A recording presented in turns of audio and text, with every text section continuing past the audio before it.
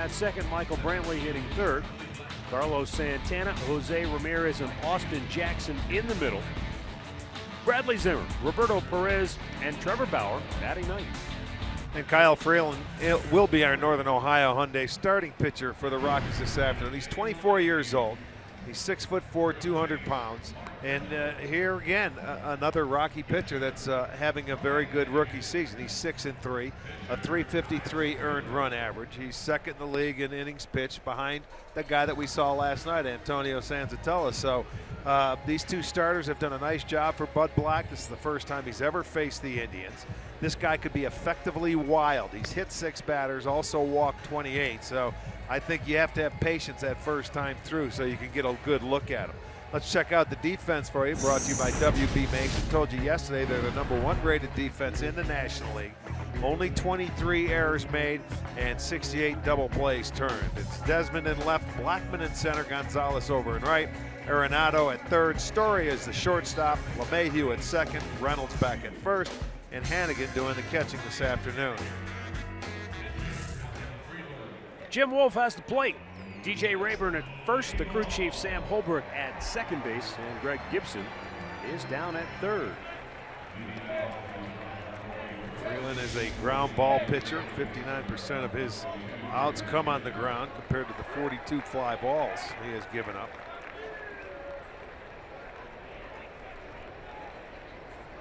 It will be 71 degrees under beautiful sunny skies here this afternoon. Jason Kipnis stands in. We're ready to go. Indians and Rockies have split 22 games all time. Freeland's first pitch is a fastball strike on the outside corner.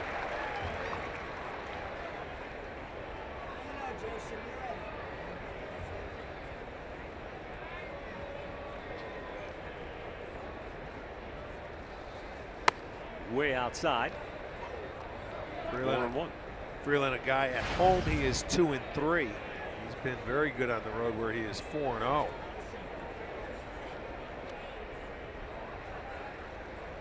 Now the 1-1.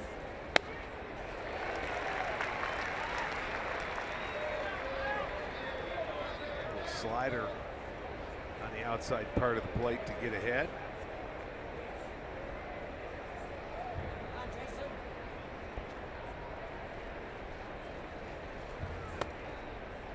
Missed outside that time. He says the slider is his out pitch. Then he said the curveball would be behind that, then maybe the changeup. Now the 2-2. And he struck him out.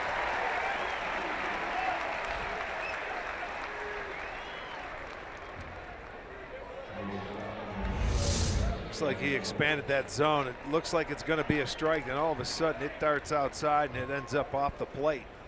But you get the chase, the swing and miss, and he gets his first strikeout. Here is Francisco Lindor.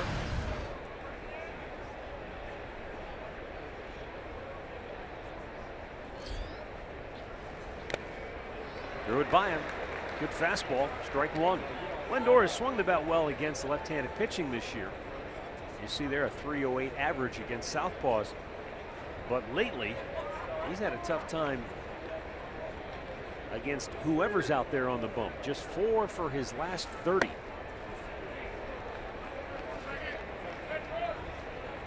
And the Indians, likewise, have just sort of waffled along here. They've split their last 10 games, just 2 games over 500, but only 1 game behind Minnesota in the division.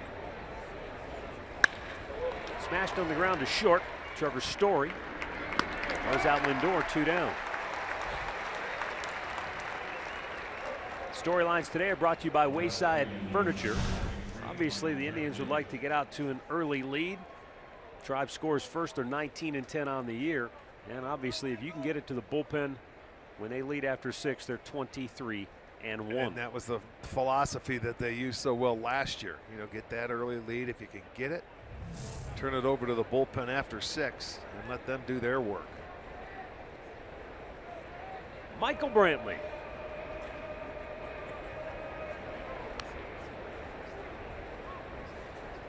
He's moved into the top 3 among all-star outfielders in the American League. Very deserving. Hopefully that holds, because Brantley has worked extremely hard to get himself back and on the field. And he's having a terrific year from an average standpoint, batting .303. 5 homers, 24 driven in, but 10 doubles, so he's in double figures there. He leads this team in stolen bases. Yeah. Believe it or not, because he takes them when given them. I still believe Zimmer's going to end up leading this team. Up and away with a fastball. 1-2 to count on Brantley.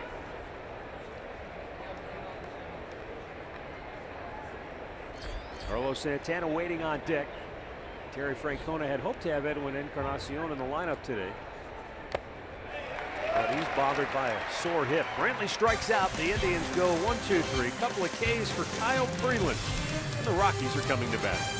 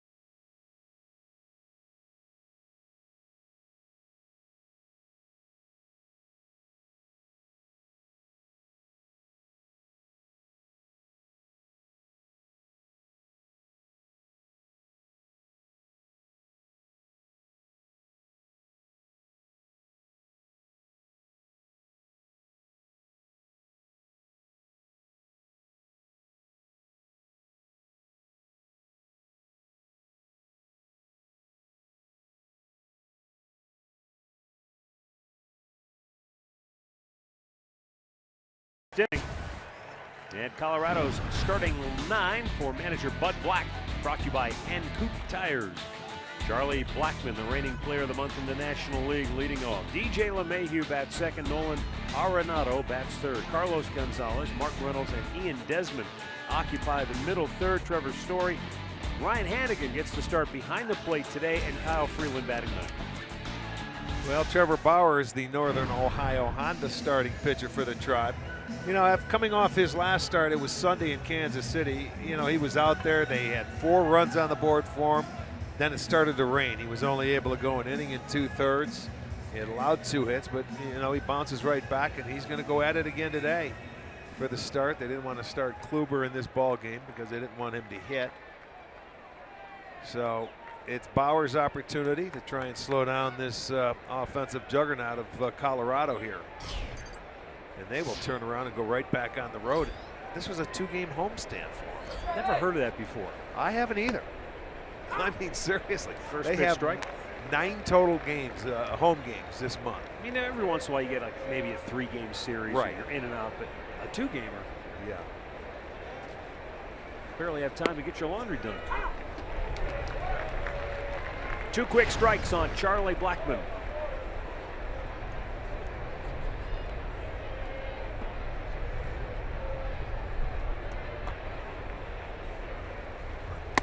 And he just ate him up. 3 pitches. And Bauer strikes out Blackmon to start the game.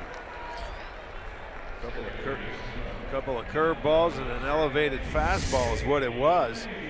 You're going to see a breaking ball, and there's the high fastball right there. Good sequence by Trevor Bauer.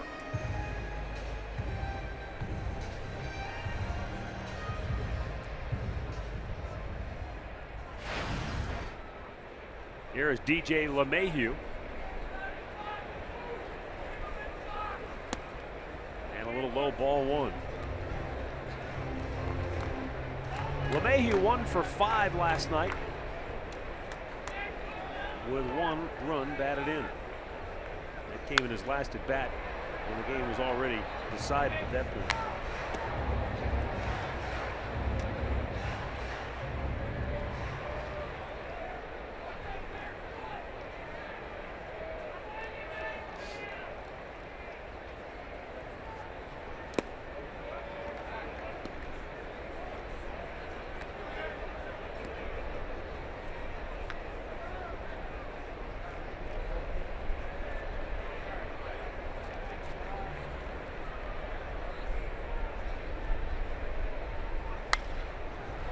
Down the right side, that's going to go out of play.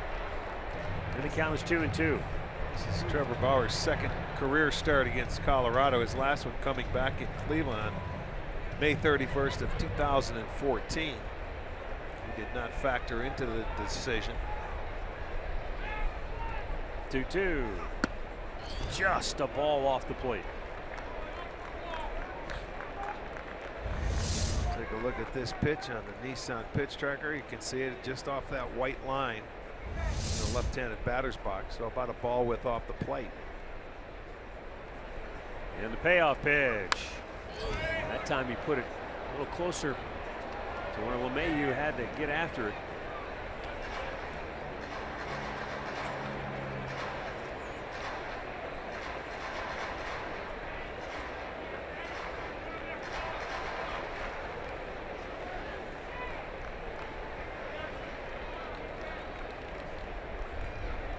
The payoff pitch. Bounced in the hole. Diving stop by Santana. Gets up and flips it to Bauer for the putout. 2 away. Really? Dynamite play by Carlos Santana. Yeah, it really was. That ball looked like it was past him. He dives and does the reverse circle to get it to Bauer. Bauer going to get over there, but a really nice play. I don't think Kip would have had a chance at it. Not sure. It didn't look like it, but nice play by Santana. So 2 down for Nolan Arenado.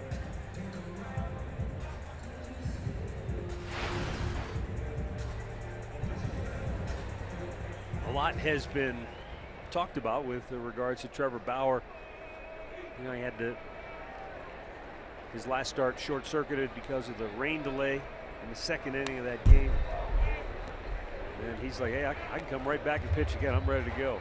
It would probably be a story if for some reason he couldn't go, because this guy he always wants to pitch. Always. Have you ever heard him say, I don't want to pitch, or I think I don't feel good? I think back to last June in Toronto, that 5-inning performance out, you know, when he just came off the bench in the extra inning game. Right. Even though he was scheduled to start the next day. The 0-2. Almost chased. Did he go? He did not.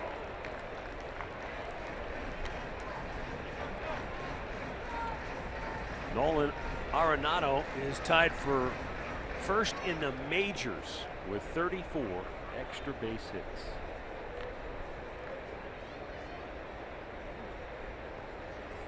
"14 homers, 19 doubles, and 1 triple.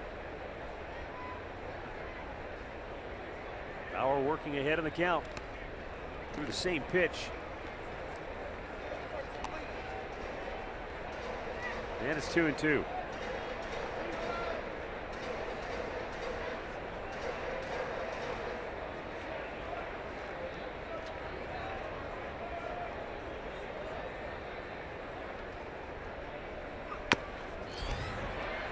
Chopped to third. Ramirez off balance throw, and he got him. Nice play by Ramirez. And the Rockies go 1-2-3. We are scoreless after 1 in Denver.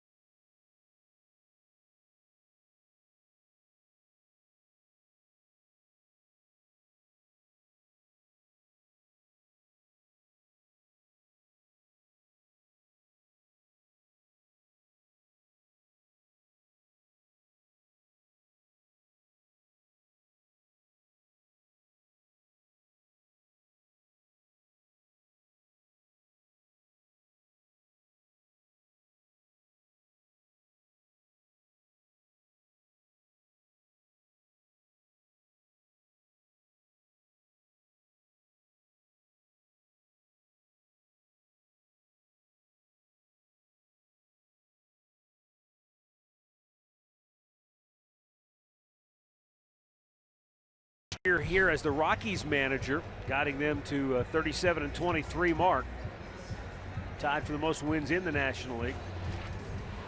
And he's done it behind a revamped pitching rotation that wasn't what he had in mind, I suppose, when he took the job. But as you take a look at Arcia in the driver's seat, the rookie pitchers have done an incredible job. Without a doubt. I mean, you look at the 21-8 record, a nice ERA for rookies, and you figure sooner or later it's going to have to catch up to them eventually. But they're going to have some help. You've got their big horse Gray, who's coming back. He was their best starter last year, so they have help coming along the way. But these rookies have held their own. Carlos Santana, Jose Ramirez, Austin Jackson, 2 up for the Tribe. You wonder if maybe a little bit of their success is tied to the fact that you don't know what you don't know. If you're a young kid, you just come up and you just pitch. You're not weighed down by all these things about Coors Field and how it just. Plus, what helps them is they came up through the minor leagues together. You know, they know each other there, so you have somebody to come up with as well, and you can share it with them. Pitch inside. Ball 1 to Carlos Santana. Edwin Encarnacion not playing today. The original plan was he would play today at first and Santana would come off the bench. But he's got a little bit of a discomfort in his hip. So Santana right back out there again today. And it's been a tough trip for Carlos, just 3 for 14 and 3 runs batted in. Slowly chopped to the pitcher. 1 away. Well, the plan, Matt, with Edwin is hopefully not to play him today with the off day tomorrow. He's down here. He's in a sweatshirt. He's tried to get the hip loose as he possibly can. Now, if a situation comes where they feel like they need his at-bat late in the game, he will get ready and be prepared. But if they can go without him today playing, that's be the best likely scenario for the Indians. All right, thanks, Andre.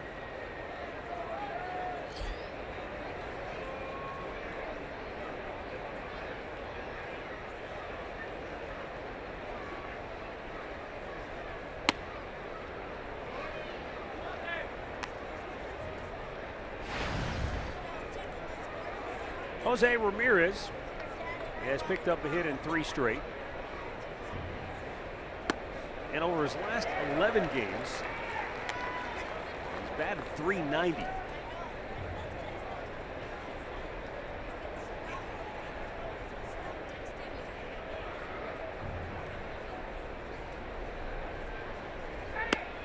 Off the plate, 2-1.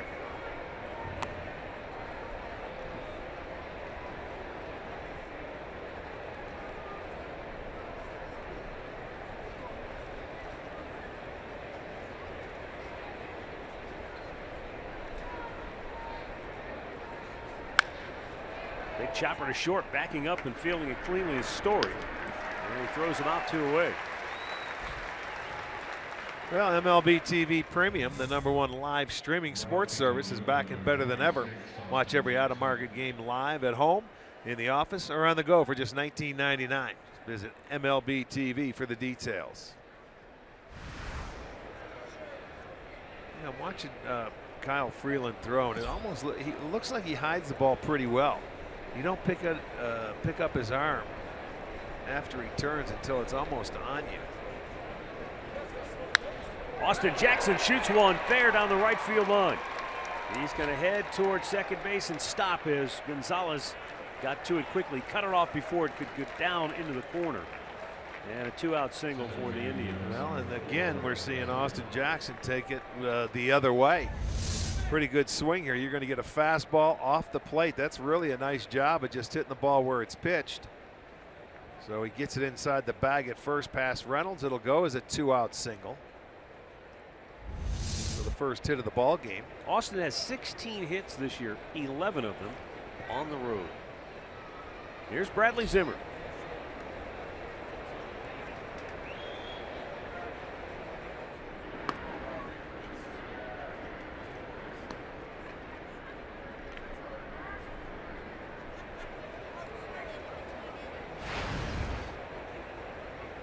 Zimmer, an opposite field home run last night.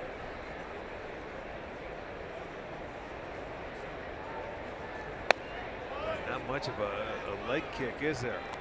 He just picks that front foot up a couple inches and just goes to home plate. So it looks like he would be very tough to run on.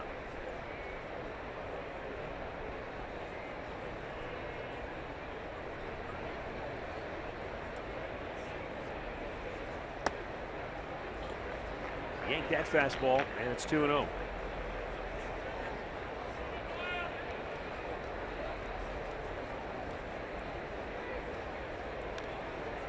Kyle Freeland grew up right here in Denver. Went to Thomas Jefferson High School.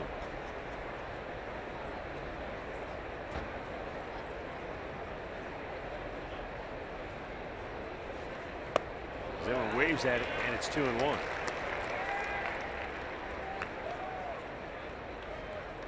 Philadelphia drafted him in the 35th round right out of high school, but they offered him top 10 money to sign. They obviously really liked him and felt like they could get him for maybe cheaper than anybody else, but Freeland at the time said no thanks. And the only scholarship that he got offered was from the University of Evansville and also Belmont. Those are the only schools, Division I, that offered him full scholarship.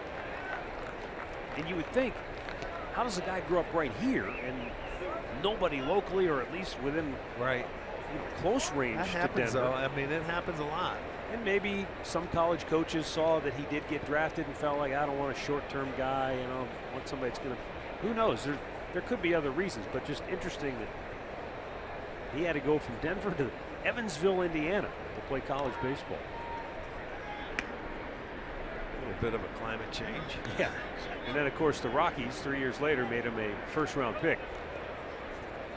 And what a dream come true for him. Yeah, pitching in the city you were born and raised, that would be a lot of fun.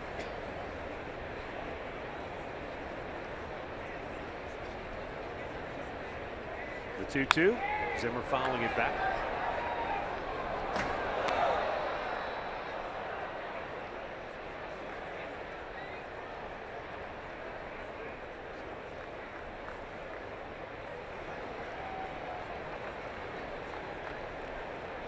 When he was a senior in high school, he set the Colorado State single season strikeout record.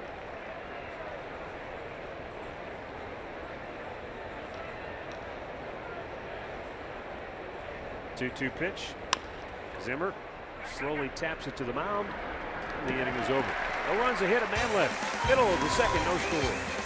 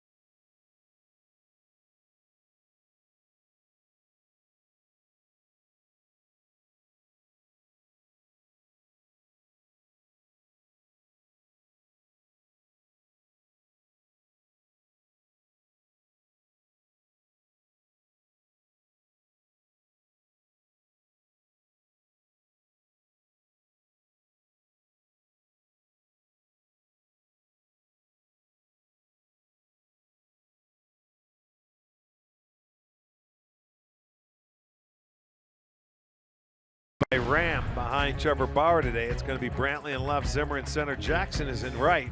It'll be Ramirez at third, Linder at short, Kipnis is at second, Santana at first, and Perez doing the catching.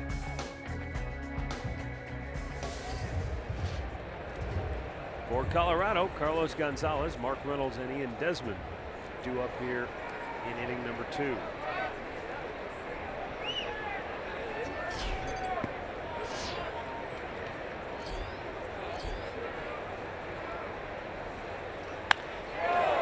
Fouled on the right side.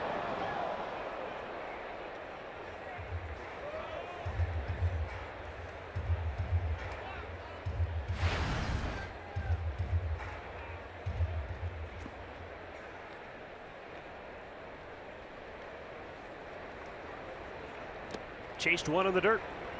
And Bauer gets ahead of Carlos Gonzalez. 0-2. Last 24 games, Gonzalez has not only batted .310, but an on-base percentage of .398. Well, when you look at this guy's numbers right now, it's a little amazing. You don't expect him to be that low, but he will pick it up as the year goes on, no doubt.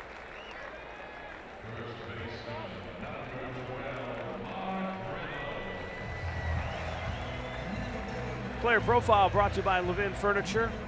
Mark Reynolds with his 7th different major league team. Had a 5 RBI game last night, and the last time that happened, I think, was when he was with the Indians.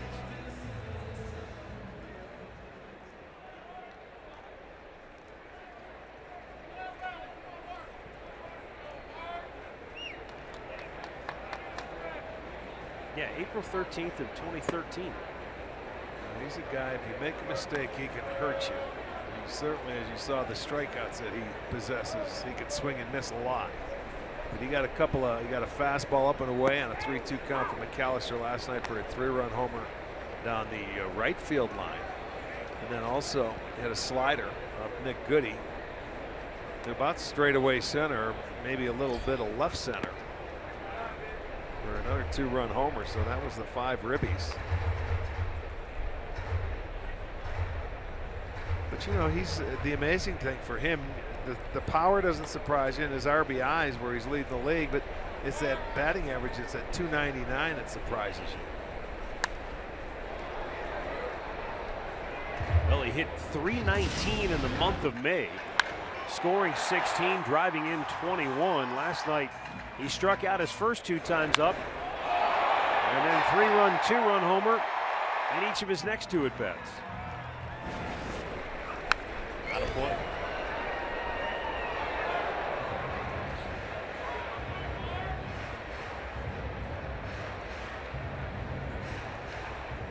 Murph said in that game with the Tribe, it was a grand slam off Chris Sale that helped get him to that 5 RBI mark.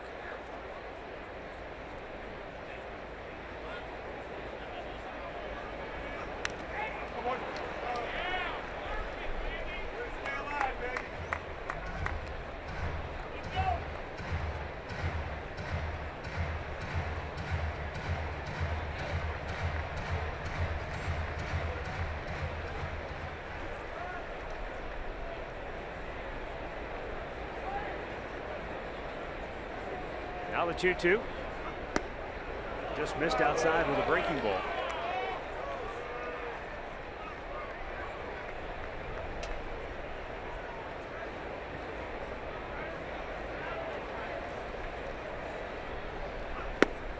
And he tried to paint with a fastball, and it just missed. Well, down and away, Bauer's first walk today. Pretty good pitch, but he lays off of it. So that'll be the first Rocky to reach base today.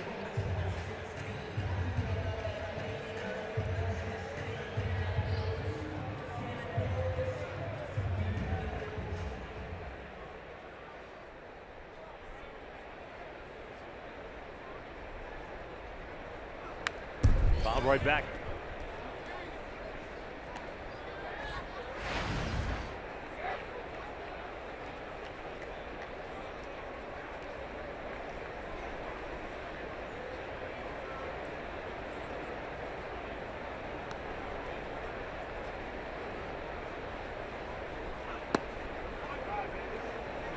tell you what, give these Rockies hitters some credit. They're laying off that fastball that it can't be more than a ball or two off the plate. But they're not overly aggressive here in the early going.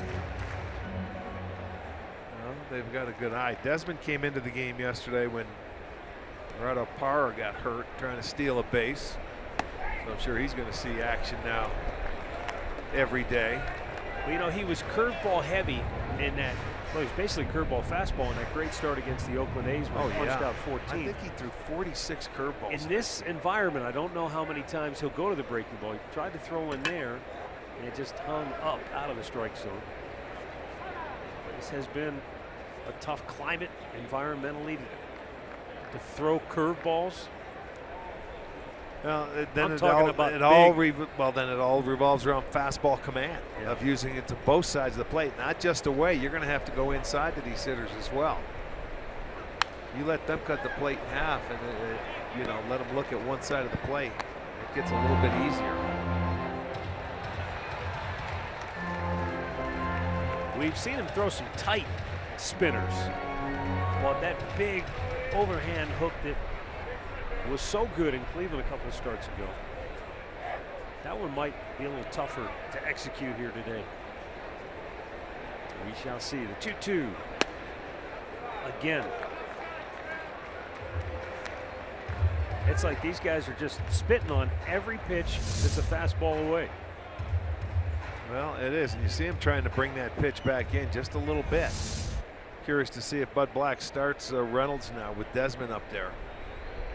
3-2 count. See if you got a little action pitch. Nope. Right to Santana, steps on the bag, goes to second with a throw, and a double play ends the inning. Take another look as we go to commercial break. Santana, well executed with a runner right in his path. Perfect throw, and we are out of the inning.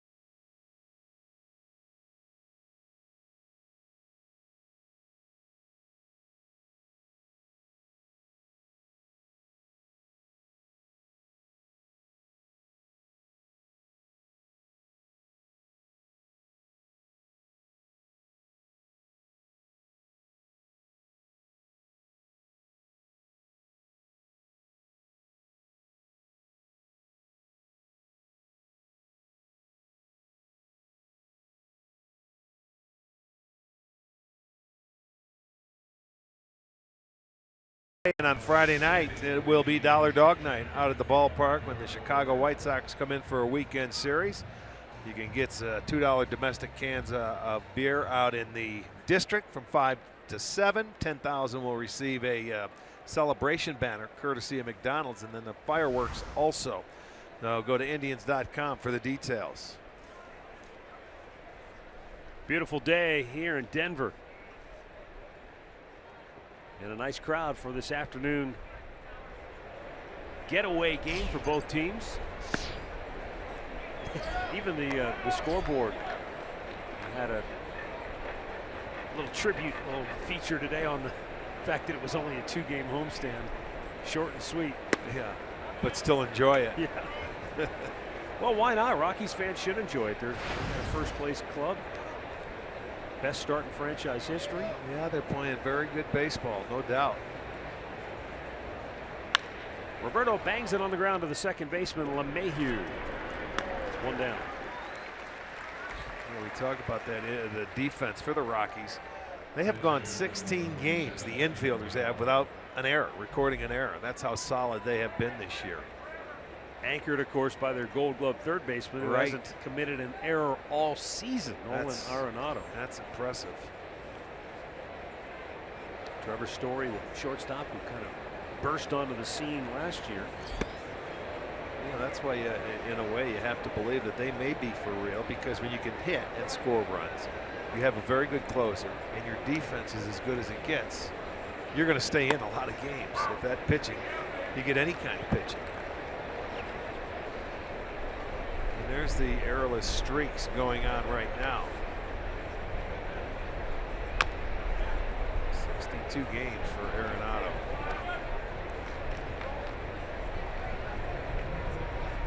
Trevor Bauer 0 for 2 on the year at the plate.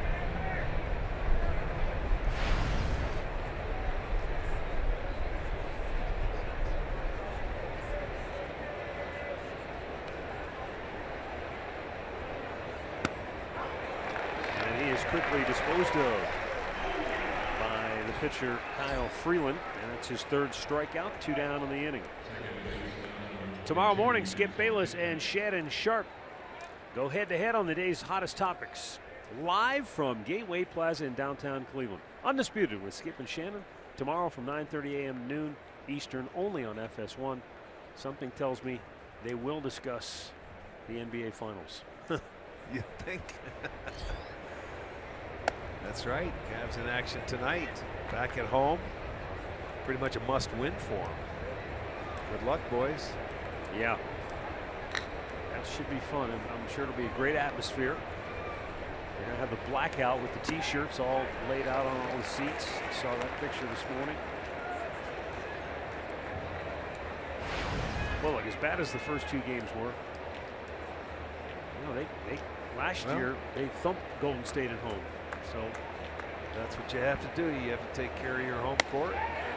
Just need to get a win. Got to get on the board. Right.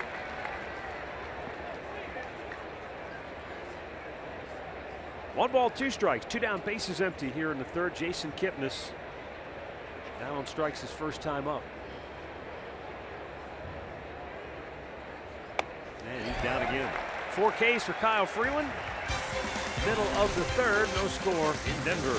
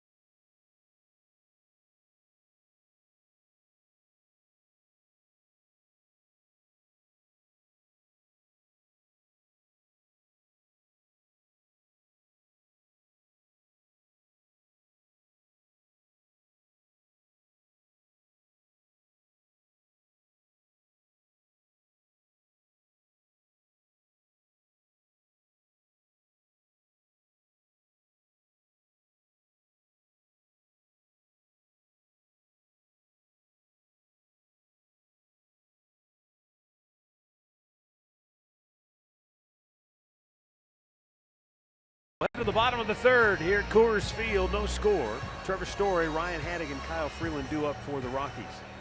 If you get a chance, check out the story written by Travis Sawchik about Trevor Bauer. You can find it online at theathletic.com.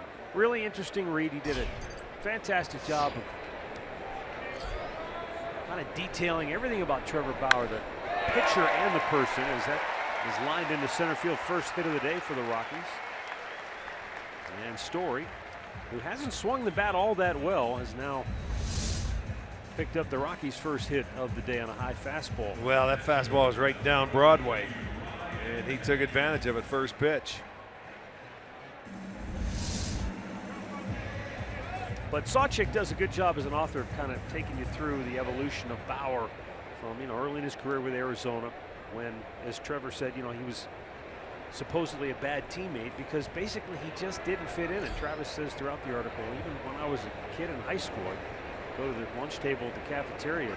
As soon as I sat down, everybody would get up and leave because he didn't know how to communicate. He said, I had a tough time, and still does. I have a difficult time learning how to kind of joke around with teammates and have those conversations that come so natural for most of us. Travis looks at the world differently than maybe the typical athlete. Let's just say that. And the pitch to Ryan Hannigan. Here's a ball, 1-1. And Trevor says in the article, Travis wrote the article.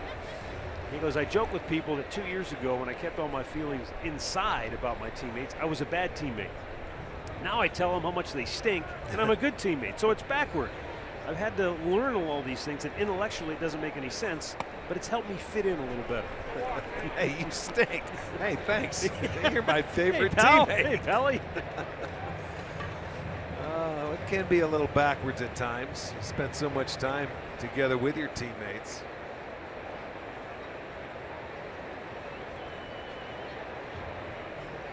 Ryan Hannigan.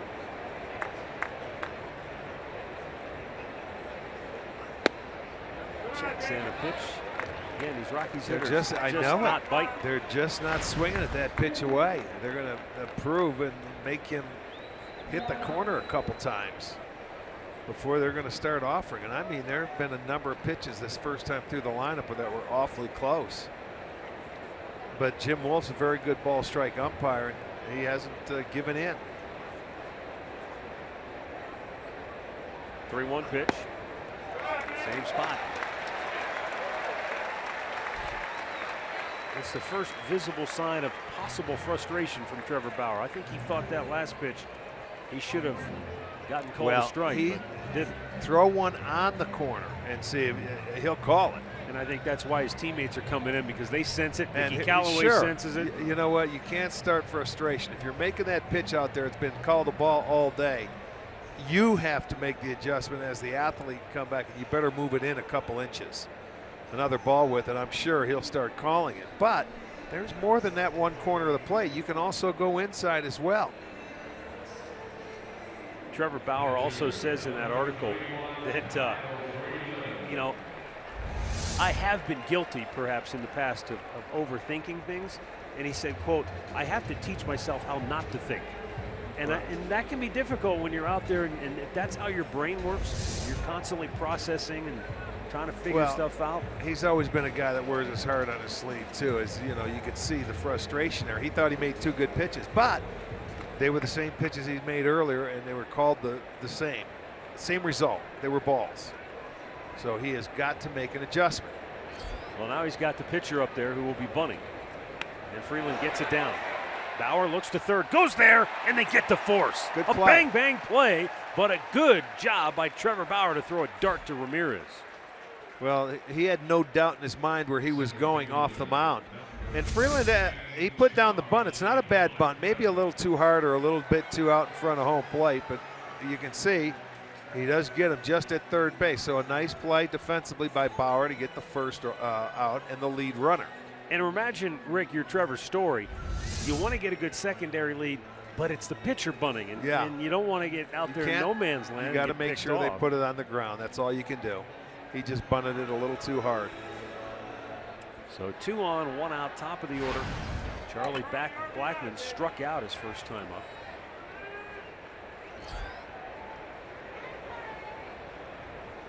And he chases one down and in.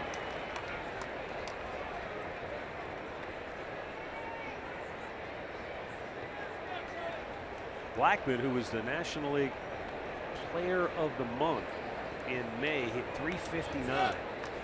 He had 42 hits in the month of May. That tied the Rockies franchise record for hits in the month of May.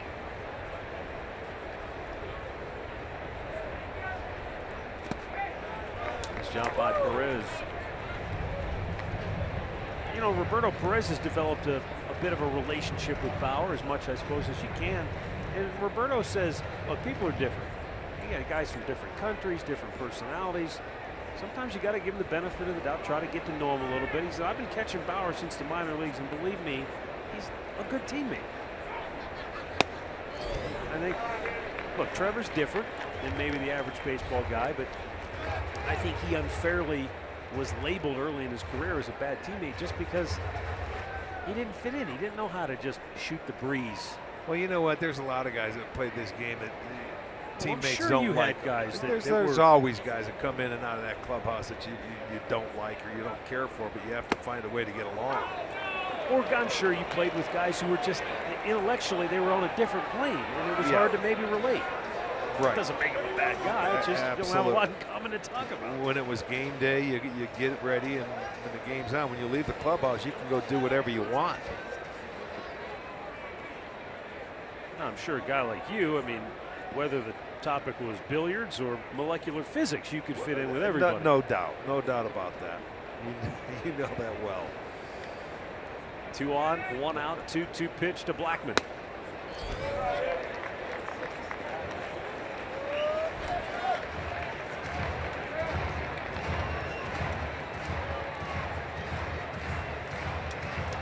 A lot of deep counts. It happened yesterday as well. When you had Clevenger on the mound, how many full counts did he have? He had quite a few. And deep into with these hitters, they make you work. Perez is going to go out. Rick, the one common theme that it seems to be for Bauer today is, I guess you call it glove side. That's where his ball, he can't throw it for a strike. He's missed off the plate to that side of the plate, whether it's a left-handed hitter like Blackmon or right-handed hitters today. And that to me is the side of the plate that he's using the most. He's using everything to that side of the plate. He's not using the other side of the plate.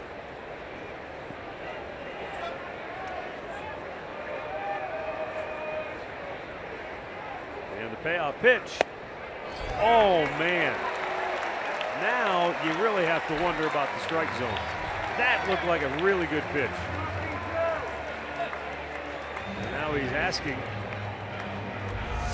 You know, it's the same thing that he's been throwing to the right hand. I guess you're right. Telling you, Jim Wolf's a good ball strike umpire. That's the same pitches he's throwing to the right hand. At first look, I thought that ball had more of the plate, but because your left-hander standing in that batter's box, but it's in off the plate. Just can't hit to that side of the dish. It's got to be maddening. Well, now in trouble. Bases loaded, 1 out. DJ LeMahieu takes the strike. Took a little something off.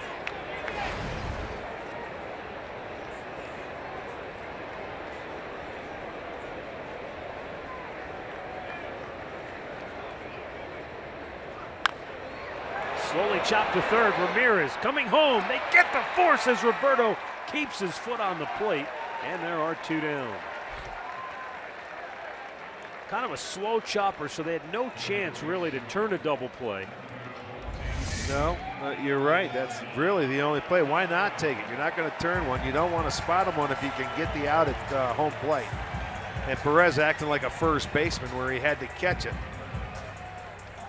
And with the foot on home plate, they do get the second out.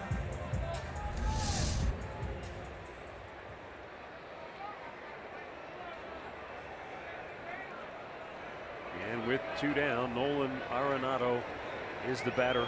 A ground out, his first time up.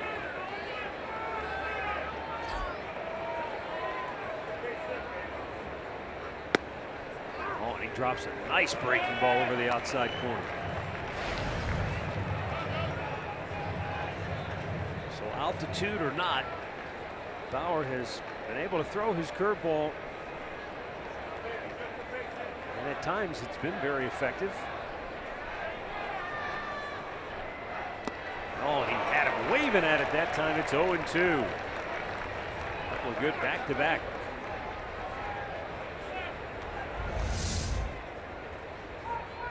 Well, you get a swing like that off a guy like this, that's a good pitch.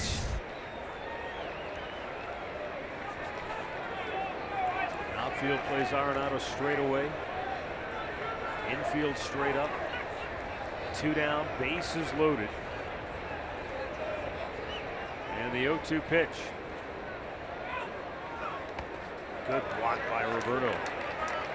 Right back with that breaking ball. Figure well, chase the last one. Maybe he'll do it again, but this time showing a little discipline.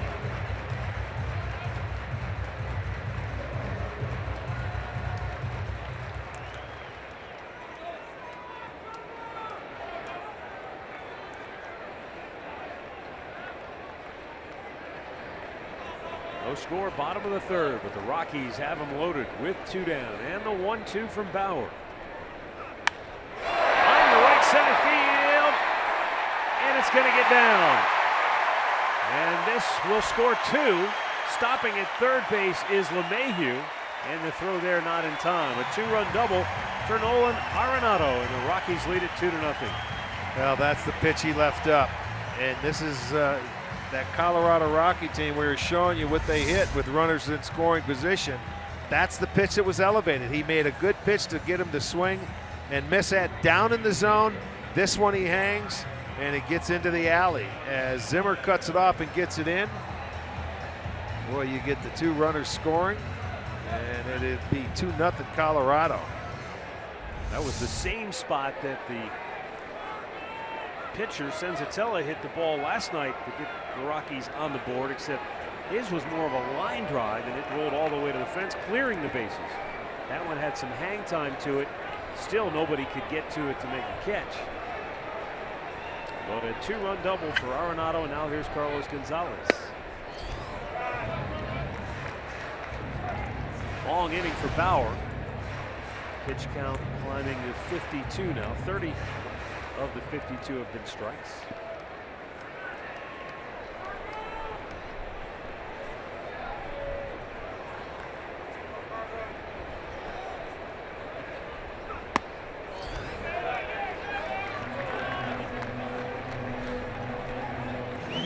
Now he continues to go in there, Matt, and it's almost like that insanity thing. It's not changing. The outcome's not changing on the pitches he's throwing. He hasn't made an adjustment.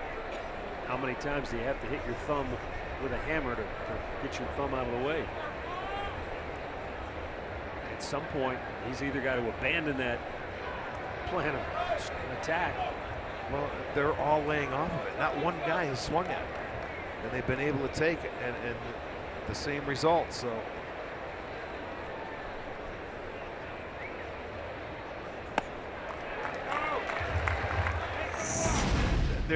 we'll show you 4 pitches, and it's been a ball all day long, and it's going to continue to be it all day long, and it's just off the outside edge. Are they close? Yes. But are they strikes? No. Not if the guy behind the plate doesn't call a strike, that's for sure. Sometimes, you know, umpires might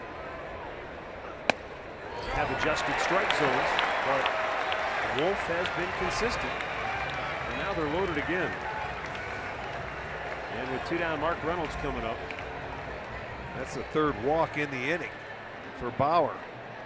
He has 4 on the day and 1 strikeout. I think this all started with the bottom third of the order. Trevor Story led it off with a single, and then a walk to Ryan Hannigan, the catcher. Pitcher tried to bunt. Bauer made a nice play, forced the runner at third, so 2 on, 1 out. Then another walk. Charlie Blackmon load him up. Another fielder's choice to get a force out at the plate. And then with 2 outs, the 2-run double by Arenado, and now a walk to reload the bases. Mark Reynolds, the 8th man to bat in the inning.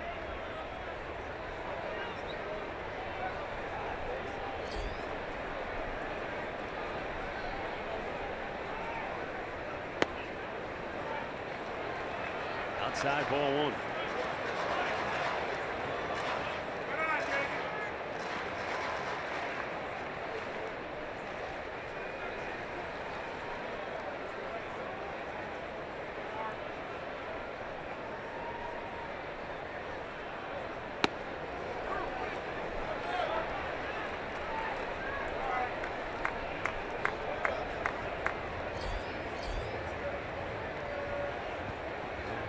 Innings where you're at the 25 pitch mark, and I mean right here is where you can break.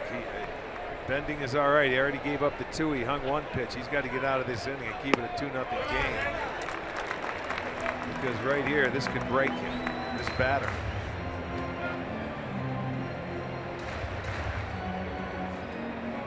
I mentioned last night, when they get hits, they just don't get 1 in an inning. They usually get a couple. Well, and they have been the best in these situations. You get runners in the scoring position. They thrive as a team. Nick Goody getting loose in the tri-pen. 3-1.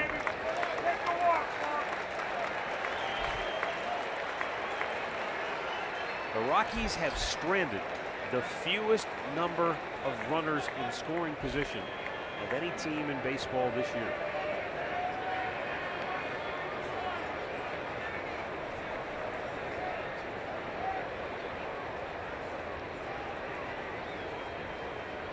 One pitch. Strike call. Reynolds was 5-6 steps out of the box before Jim Wolf raised his right hand. Well, this may be the first one that Trevor gets right here. On that pitch right there, it's the first one he gets today, and Reynolds can't believe it, but he's going to go back, and finally, there was 1 call. So it goes back to a full count. Everybody will be off and running.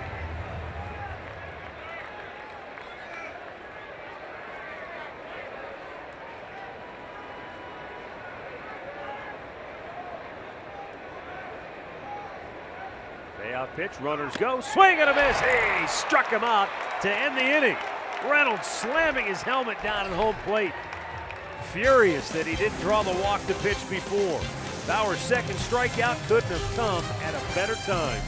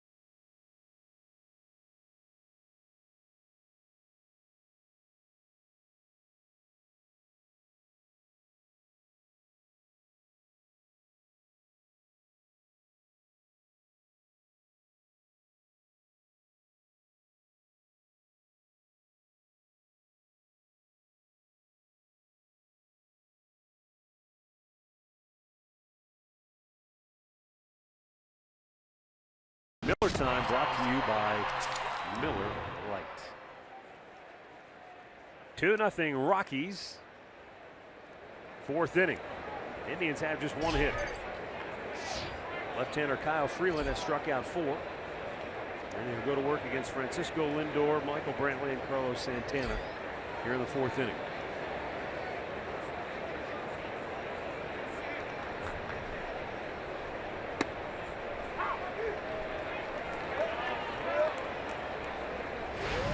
First time through the lineup for Kyle Freeland. They were 1 for 9.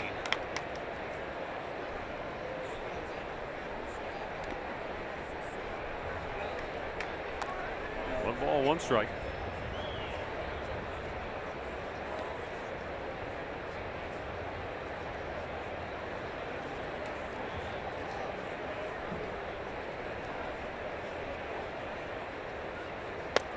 Swung over the top.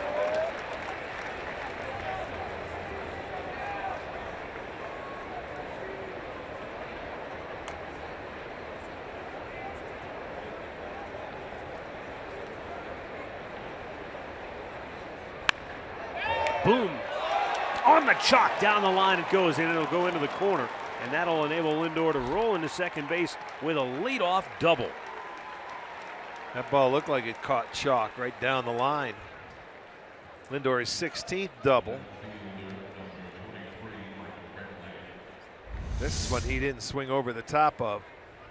Boy, that ball was down too. That was a pretty good pitch, but he hits a good pitch. And look at Arenado looking at it to see if it's fair, and it chalk. It kicked it up. You can see it flying. So the leadoff double for the Tribe. And it will bring up Michael Brantley as the Indians try to answer back. Brantley struck out his only time up in the first.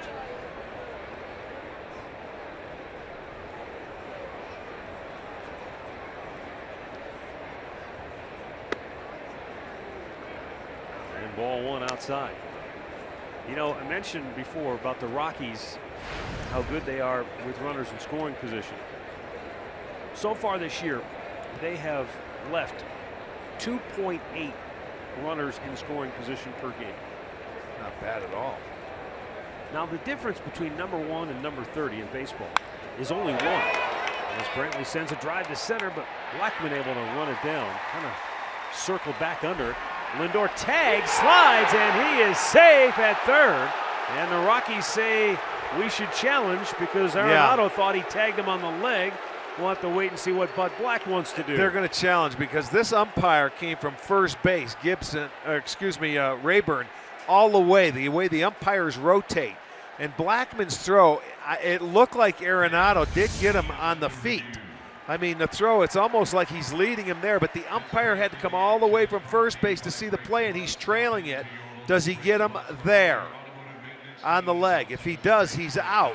Now you see that umpire on your left you don't see, but there's one hustling coming over from first. Boy, that's going to be interesting. They got to try it, I would think. It looks like he gets him. If he makes contact, he's clearly out. That's what he's not yet to the bag. I saw that angle, but you can't tell if he tagged him. Oh yeah, yep. He did. If he tags him, he's going to be out. Yep. Because he went back and he hesitated. He is out.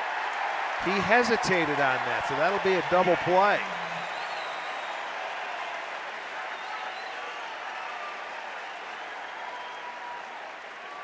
So just like that, 2 down in the inning. Was interesting watching Blackman's route. You know, being a left-handed thrower, it just looked a little awkward the way he circled back under the ball, but I think that was just to give himself some momentum to make the throw to third.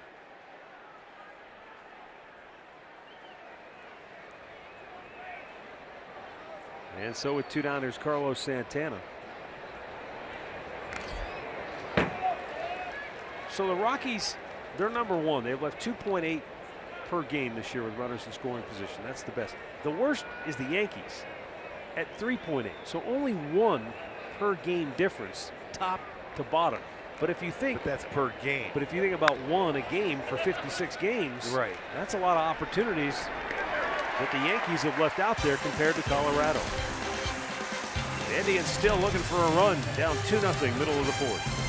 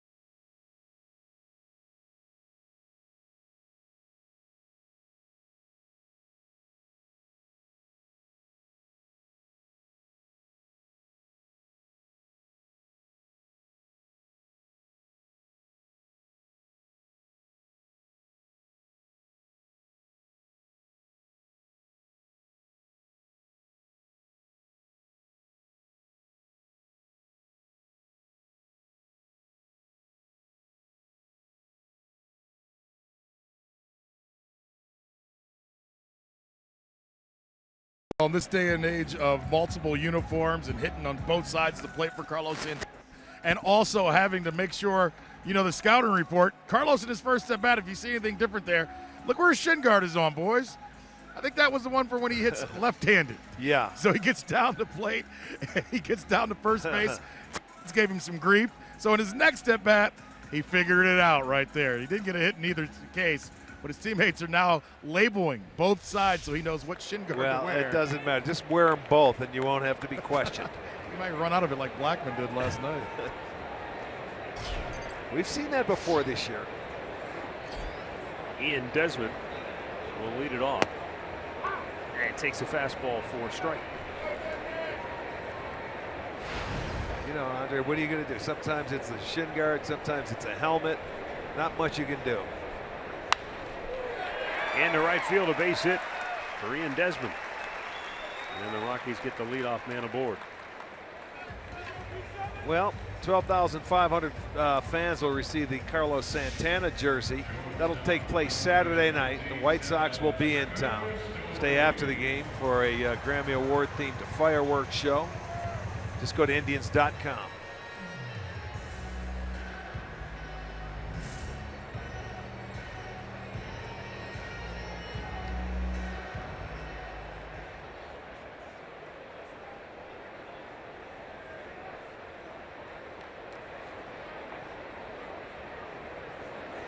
Trevor Story takes down low, ball one. Yeah, he jumped on the first fastball from Trevor last time up and drove it right up the middle. That's what started that inning.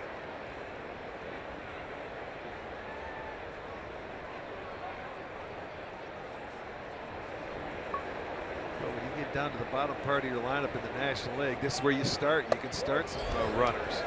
Play little games of hit and run, hit behind the runner with that pitcher coming up. So you're getting to that 8th hole. This is a good time to do it.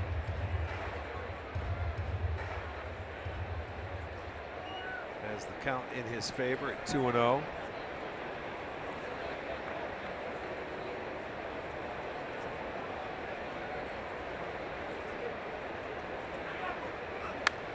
Back out of play.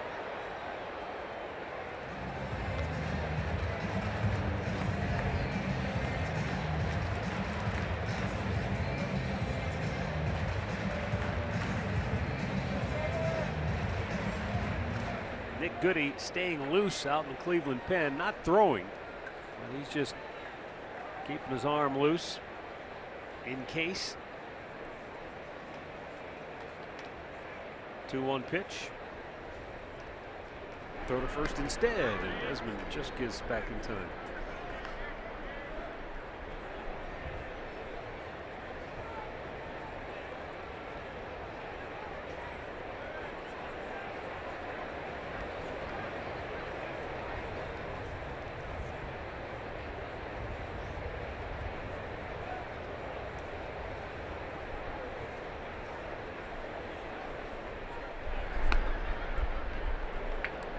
Now they're throwing over a couple times because they feel something could be on here with the 2-1 count. Good count to do it.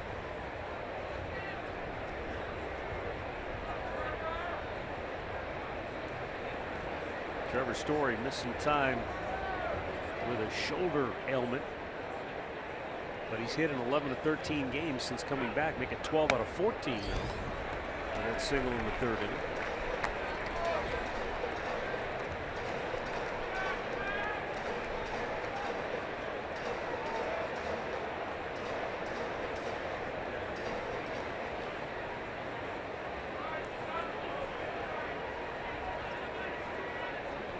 Breeze starting to kick up a little bit here at Coors Field.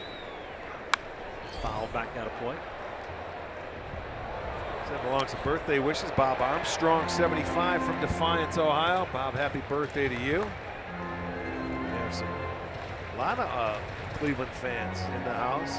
Veronica and Nate, part of the Pruitt family from back in Ohio.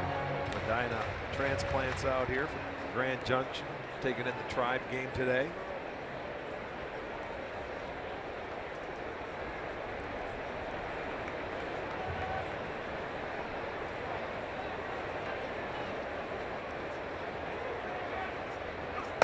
little high, and that's going to be ball 4. So just as in the 3rd inning, same pattern here in the 4th. A leadoff single followed by a walk, and the Rockies looking to get something started once again. Injury report brought to you by the attorneys at CLE. And this is a Rockies club that not only do they have the best start in franchise history, but they're doing it without some of their key pieces. Chad Bettis, John Gray, they get them back. Adam Ottavino. Then there's no telling how good this group can be. Gerardo Parra just went on the DL last night with a right quad strain, and Bud Black didn't believe it was of a relatively serious nature. Let's put it that way. They felt like it's a low-grade strain. You know, the thing of it is this year with the 10-day DL, if there's any doubt, you put them on. You know, because 10 days, it's no big deal. When it was 15 days, you had to wait up maybe 3 or 4 or 5 days to see the outcome. But they have no hesitation of putting guys on the 10-day DL right away.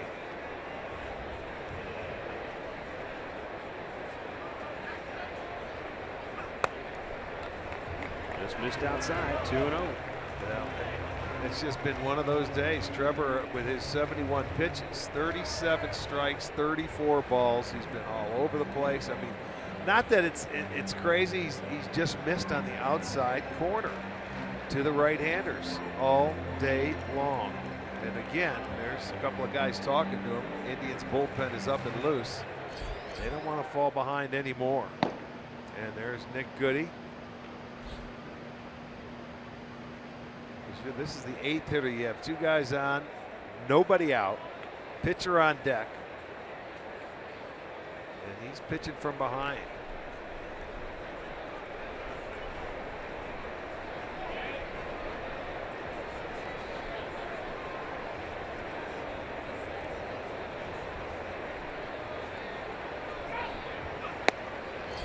There's a strike goal, and it is 2-1.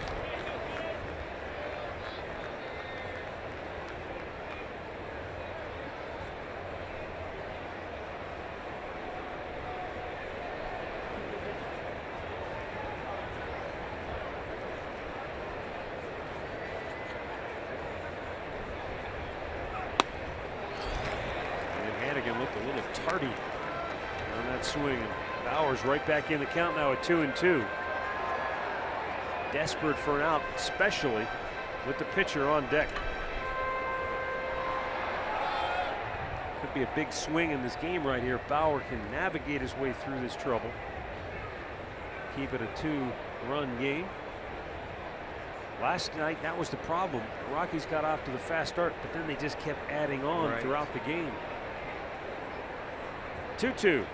Swung out and missed. He blew it right by him. No chance for Hannigan. Overmatched on that 96-mile-an-hour fastball from Bauer, his 3rd strikeout of the day. Well, elevated the fastball. He comes right back. And I mean, he was overmatched. That ball's in the glove. You can see it goes right by him. Now you got the pitcher with 1 out. See if he tries to bunt again. Although Freeland does have a home run and an RBI and a double this year. He's going to bunt him over.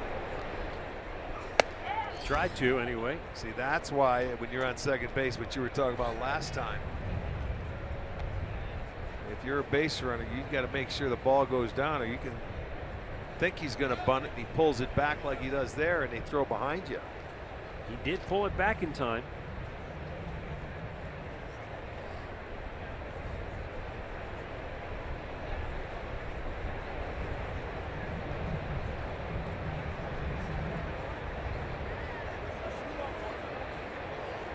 Squares.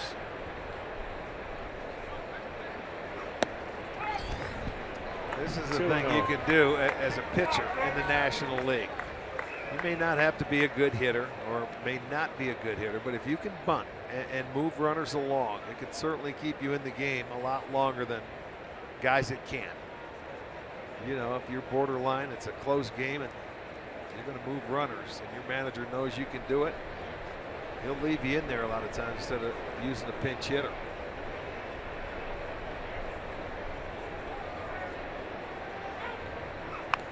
He bunts it foul, and it's 2-1. All right, from your experience, is there any advantage to squaring around as early as some guys do?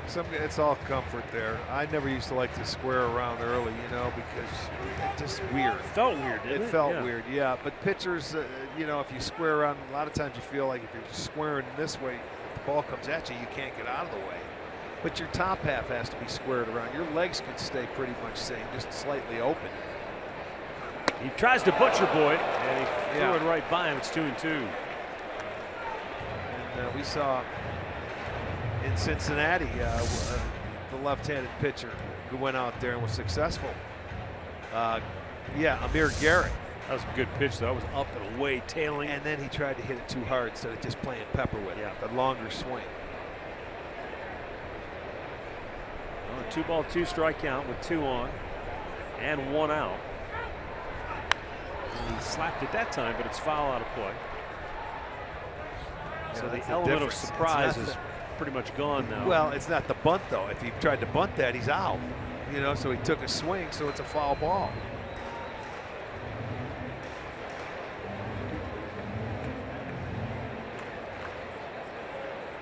But if I was in center field, I'd move way over, I'll tell you that. And bring your right fielder with you. He's not going to pull it. He chops it in the hole. Lindor can't get a grip on it, so everybody's safe. Boy, how do you like that? Well, I mean, that's the key, putting the ball in play. Let's see how he took a little bit off that swing. You have to hit it that way if you're going to do the Butcher Boy, so you got to play him that way. It's just a slap swing. It gets it by Ramirez, and Lindor's going to get it. He's not going to throw him out even if he fields it cleanly. So no play. It's an infield single, and you roll it over to the top of the lineup. Bases loaded again. 3rd time Rockies have had him loaded in the last 2 innings now.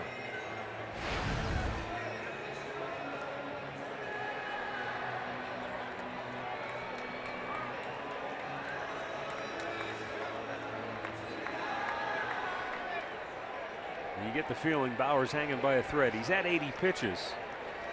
And Nick Goody ready in the bullpen.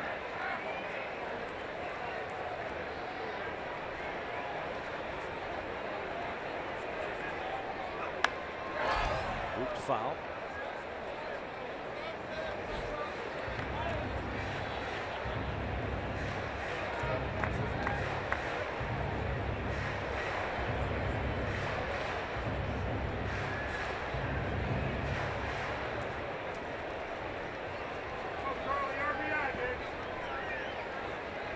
Yeah, it has been the bottom part of the lineup that has set the table for the Rockies this afternoon.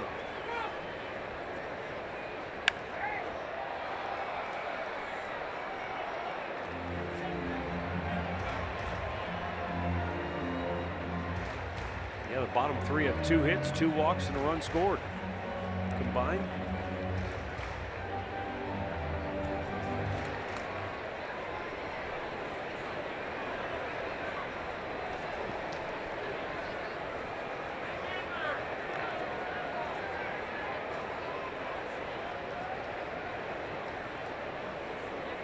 The 0-2. Where did it go? It's got to be right down at home plate, doesn't it? Blackman couldn't see it. Roberto couldn't see it. It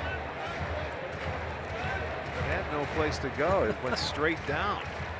It just vanished. I know, and then I figured, okay, it's right there. It's a foul ball. And look, everybody's looking up. He sees the catcher looking up, so he says, I better run. It's right there at home plate. The last place you would look for, right? Of course.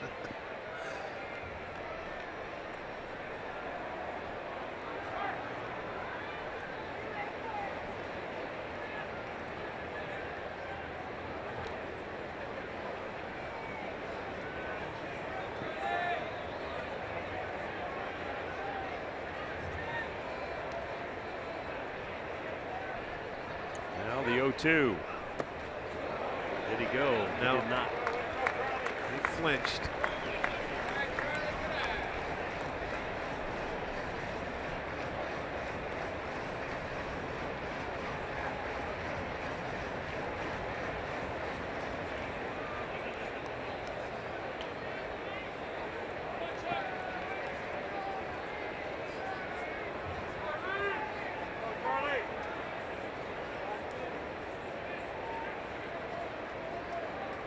Now the 1-2.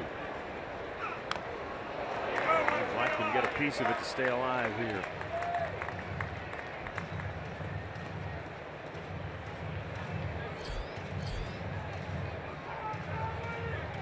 Yeah, he's had to work very hard to get through these last 2 innings, and it all started with the bottom part of the lineup both times. Still not out of this one yet, just 1 out. Bases are loaded. He is ahead of the count on Charlie Blackman. He's fouled off a few pitches to stay alive. Bauer would love to get a ground ball here, one of your infielders. Chops it by Santana. That is a killer. Desmond scores. Here comes Trevor Story. The pitcher Freeland stops at third. 2 more for the Rockies, and they lead it now 4-0. Boy, he had him down in the count, trying to put him away. But Blackman able to chop it by Santana. Again, he's going inside, but that one was for a strike up there. Just a hair elevated, and he turns on it and gets it past Santana. So that'll be another double for Blackman. That's number 14. That'll be the end of the day for yes, Trevor it will. Bauer. Yes, it will. So Bauer lasts just 3 1/3 here this afternoon.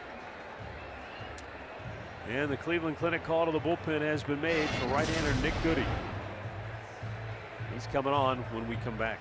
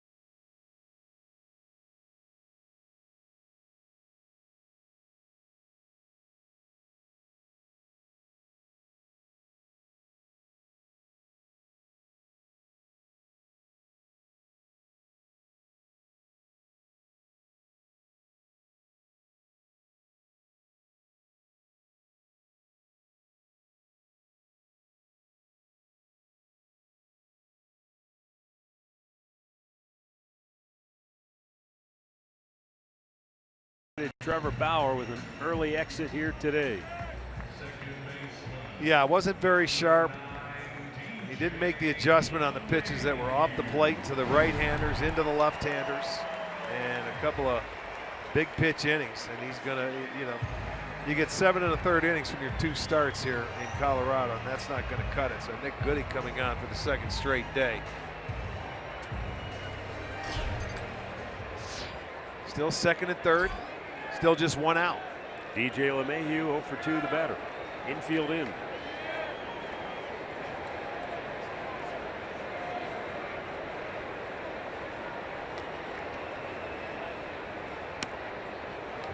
And it's outside, ball 1.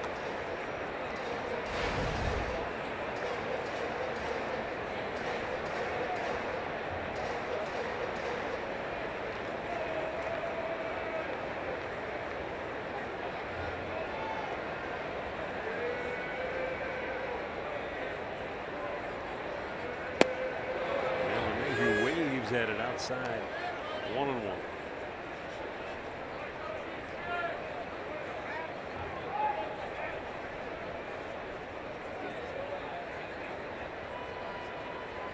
Five walks, 5 hits allowed by Bauer today, and 4 runs in with the 2 out there, his responsibility. In front of the plate, Goody Hooks him back, throws him out. 2 down. And it will bring up Nolan Arenado.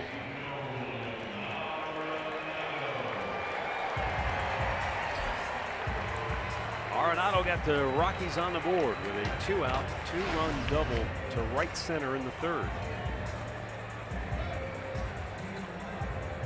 A hit here would really be a backbreaker, I think. Given that the Indians have only 2 hits through the first 4 innings of this game as it is. They're staring at a pretty good deficit.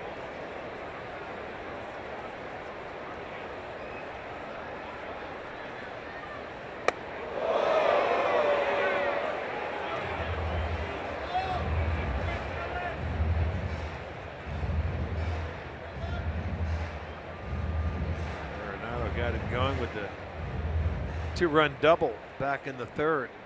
He caught up one of the breaking balls that Trevor left up today and hit it into right center field to get him on the board.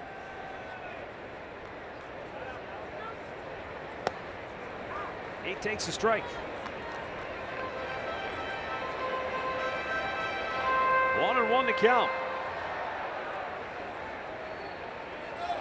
20th double of the year for Arenado back in that 3rd inning. His 35th extra base hit on the season. He was tied for the major league lead coming into today's action. Center field, Zimmer makes the catch. Rockies scored 2, Strand 2. We've played 4. It's the Rockies 4 and the Indians nothing.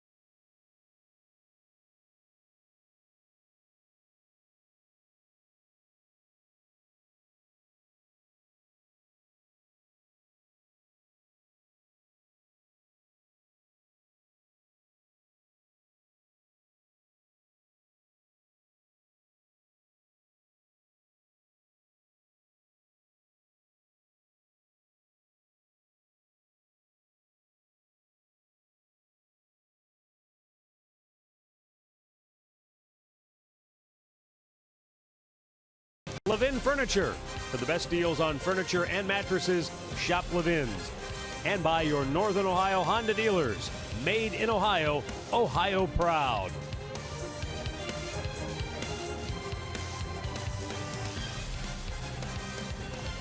T-Mobile Unlimited Baseball Break.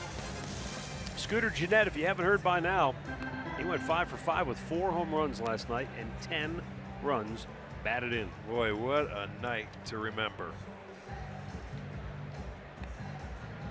17th guy to do that, huh? 4 home runs in a game.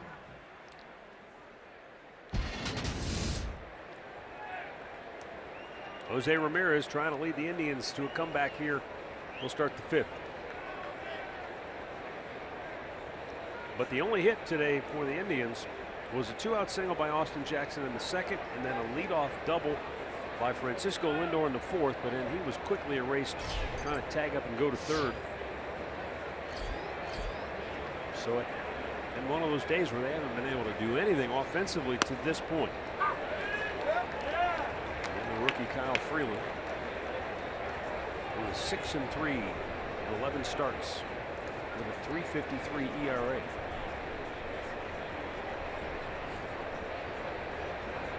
The Indians against left-handed starters this year have a record of 10-12. But for whatever reason, they played much better on the road. They're 8-5 on the road against the lefties, just 2-7 at home.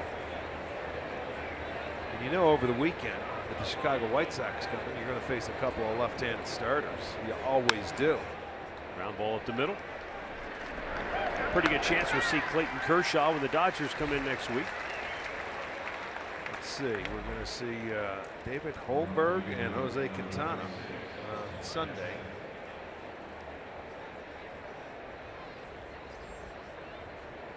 Austin Jackson is one of the Indians' 2 hits today.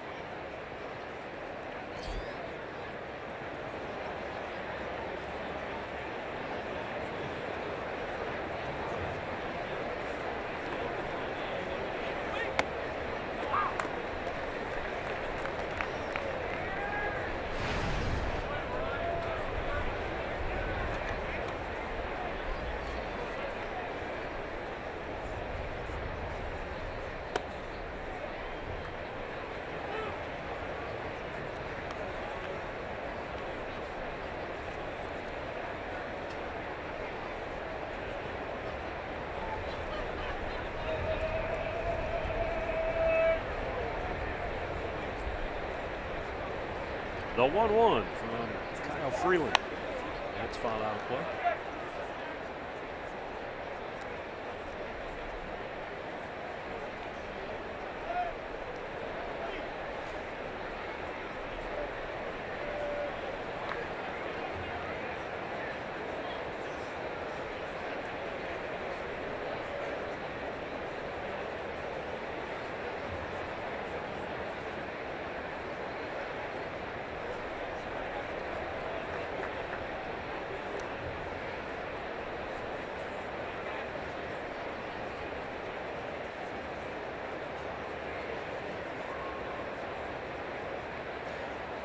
Freeland winds it up. Here's the 1-2 to Austin Jackson, up high with a heater.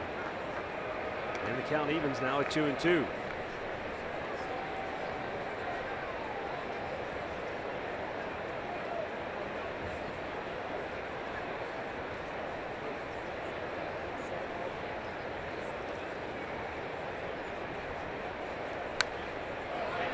Shoots it out of play.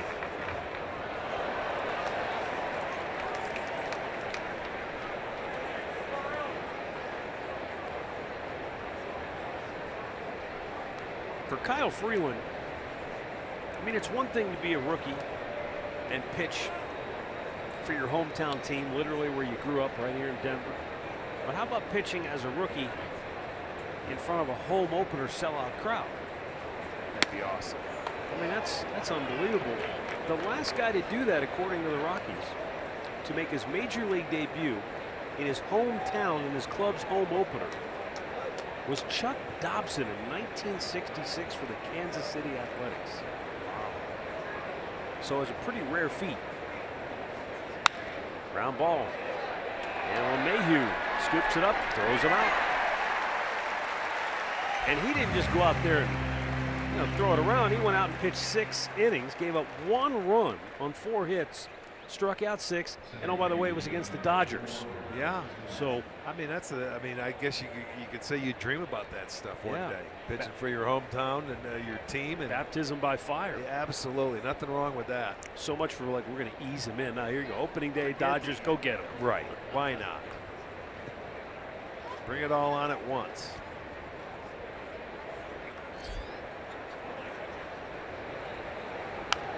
Bradley Zimmer fouls it back out of play.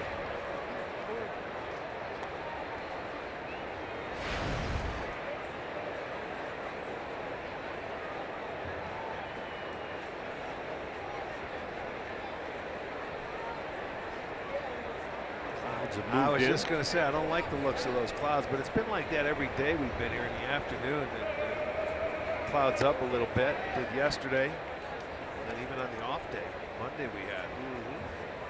Looked like rain every day.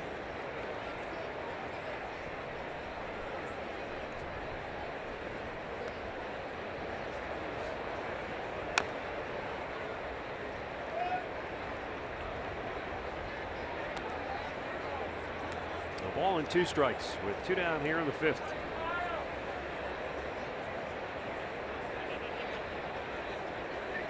What a nice crowd on hand for this afternoon game. They've been averaging 35,000 per game.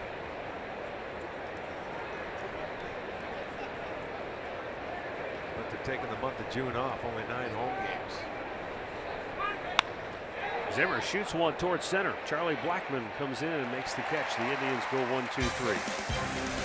Halfway through, and the Rockies lead at 4-0.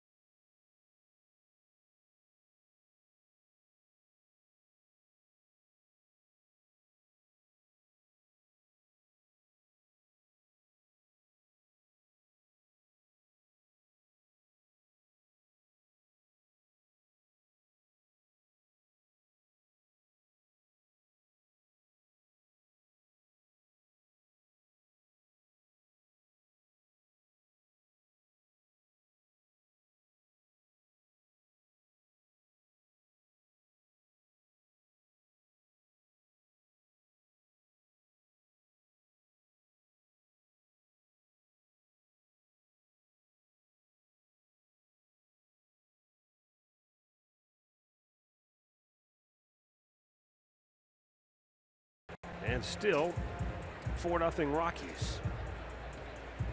Carlos Gonzalez, Mark Reynolds, and Ian Desmond will bat for Colorado.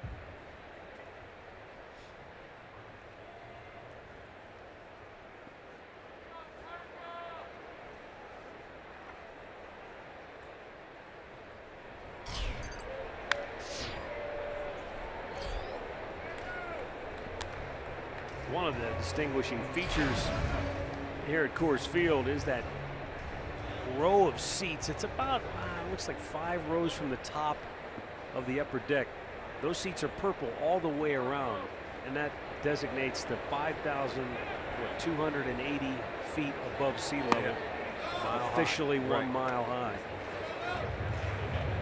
That is pretty cool, and it wraps around the stadium. Yeah, you can kind of make it out. Right about 5-6 rows from the top there. The seats are all purple.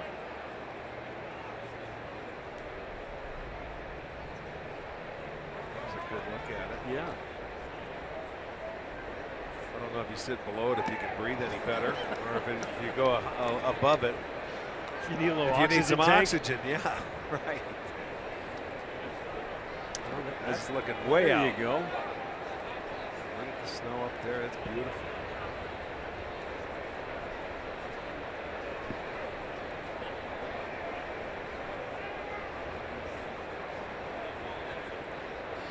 One ball, 2 strike count. And Gonzalez drives it to deep right, but is it fair? It is. That might be up around Wow, those look at that guy seats. caught it. That was incraudible. All the way up the top there. Yeah, keep he going did. up, keep going up, keep going up. There right he is. there, the hat on backwards. Yeah, giving the hugs. He caught it. That was impressive because he's probably had a few adult beverages by now. Well, that's why his hand's not stinging. And it's a great catch. And that was just under a mile high.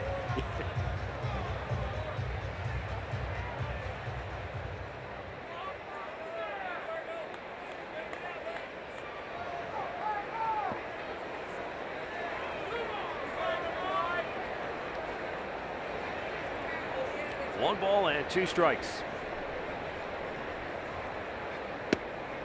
Down and in. If you weren't with us last night, we talked about the fact that that area in the upper deck in right field is new since the Indians were here last. The Rockies redesigned that whole upper tank, and it's just all shoulder to shoulder, standing room only. They've got the bars. It was about, what they say, about 2,700 seats they took out? Almost 4,000. 4,000? Yeah. But they sell 2,700 standing room seats for up there, and you can't get them. I mean, people, it's like the district at Progressive Field. It's the hot spot. And some of the older guys that work around here and with us say, we don't go up there. It's too young. We're too old to go up there. They want a lot of kids enjoying it, getting their view from the rooftop.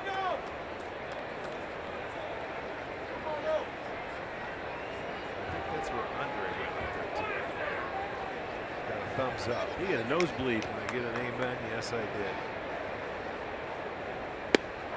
Strike 3 call. And Gonzalez knew it. He was trying to make his way to first base, but in-game recap brought to you by your local Toyota dealers. In the 3rd inning, 2-out, 2-run double by Arenado with the bases juiced. Got the Rockies off and running, and then a 2-run double by Charlie Blackmon in the 4th. Plating 2 more. Mark Reynolds has walked and struck out.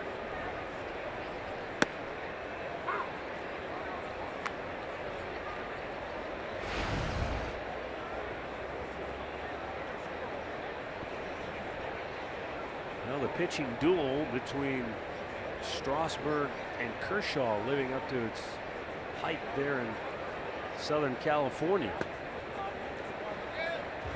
1-0 Washington.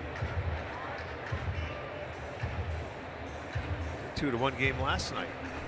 Max Scherzer. Yeah, he punched out, what's it, 14? 14, yeah. Nice series. You think 2 teams, it's a very good possibility of getting to postseason. Well, that's I guess if there's one frustrating aspect to the Rockies season so far, it's that they're up to the best start in franchise history, and they're 2 games up on both Arizona and the Dodgers in the NL West. So after playing as well as they've ever played, their lead's only 2 games. I know, but that's something you don't feel sorry for yourself. No? I mean, you have to go out there. That's how good the Dodgers can be. Now, Arizona and the Dodgers might be saying, when's Colorado going to come back to earth? Well, it hasn't happened yet, so what's to lead you to believe that it will happen? Yeah, I'm sure they do. Well, when they play one another. But when you look for Colorado in their division, they're 20-11. Yeah, I mean, they have the best record in the division. So you take care of your division, you don't have to worry a whole lot. Reynolds cuts and misses. Full count. You take on all callers. Not only are they 20-11 in the West, they are 21-10 on the road. Yeah. You know, so a lot of times when you look at this Colorado club, you say, oh, yeah, they score at home. They go on the road. They're a different team. That's not the case anymore. Arizona and the Dodgers are the beasts at home this year. Another walk for Reynolds. Boy, that pitch all day long. The Indians haven't been able to get it called, and the Rockies haven't swung at it.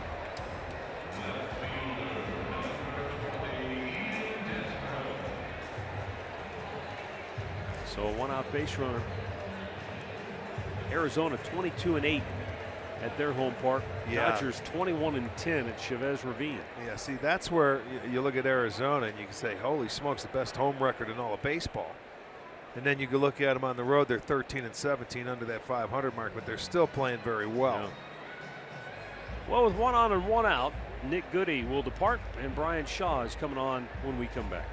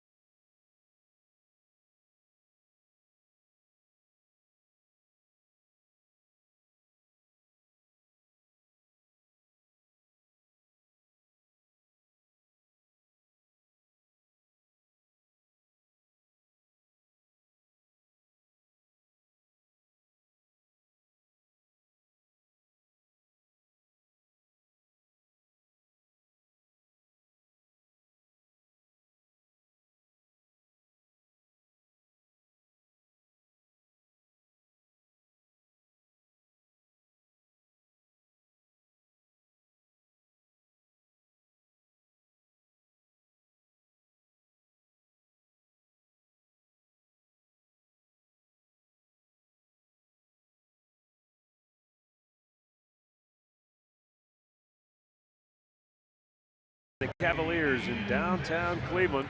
Pre-game coverage starts at 7:30 from the Gateway Plaza. Live on Facebook at halftime, presented by Wayside Furniture. Post-game coverage after the game presented by Liberty Ford. And it's all on your home for the Cavaliers, Fox Sports Ohio, and Fox Sports Go.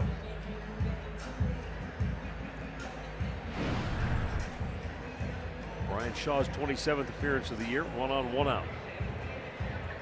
Ian Desmond, the batter. Perez, I think a ball went through his glove when he was warming up Shaw, and the stringing of it, he had to go get another catcher's glove, huh? Probably didn't have it on the bench either. Well, it looks like maybe they're trying to do a quick repair. We'll go to the backup.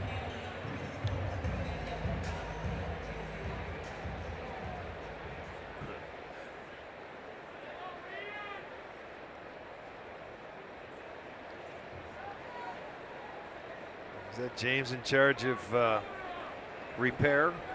Well, he is now. Let's go get some surgical tool to get that leather string through. Not an easy thing to do.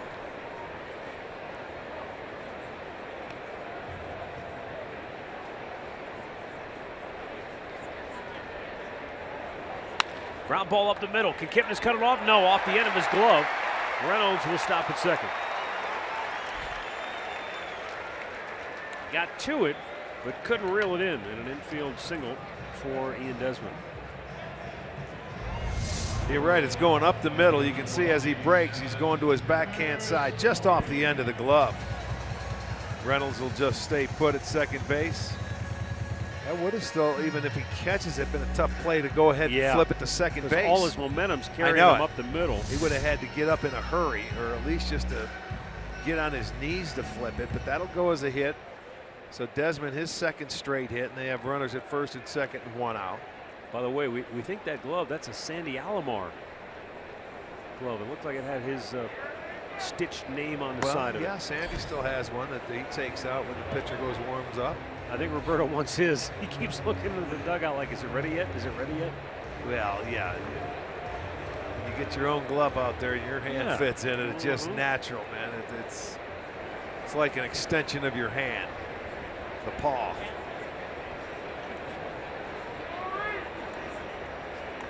One-0 pitch.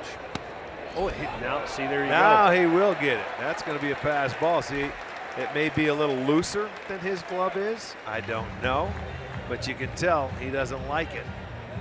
It'll go as a pass ball. And he's going back to the dugout right now. Look at that, was right there. Look at he threw that glove. Look at Sandy saying, "Hey, don't throw my glove like that."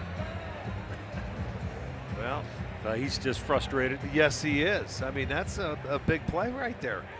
With 1 out now, they have to play the infield in, I would think. But they're just going to walk him? Looks like that's the case. So. Yeah, they'll intentionally walk him and then play for the double play. I don't know if guys are still as superstitious, but I remember years ago when, say, Kenny Lofton was, early in his career with the Indians. Boy, if somebody just by happened, like a media person was in the dugout, they went to sit down and moved his glove just so they didn't sit on it, and he saw them, if you touched his glove, he would lose his mind. Oh, yeah. Some guys are real superstitious about don't touch my glove, whether it's bad mojo or whatever.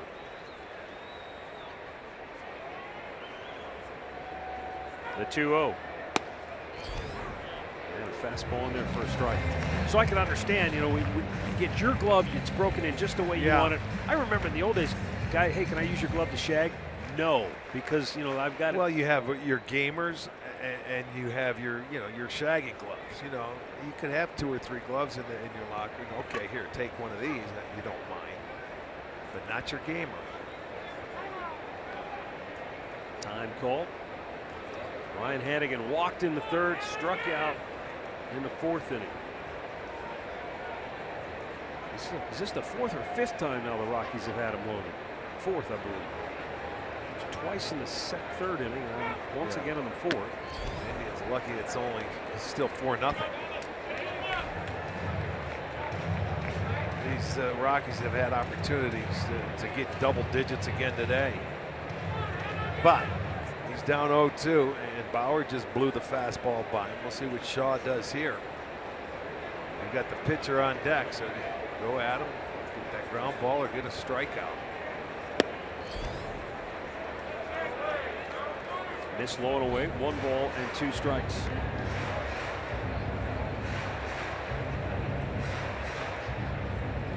This is one of those games where it has seemed like the Rockies have been up to bat the entire game.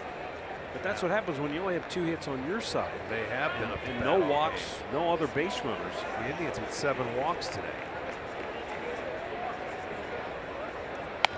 Go along with 6 hits for the Rockies. Yep.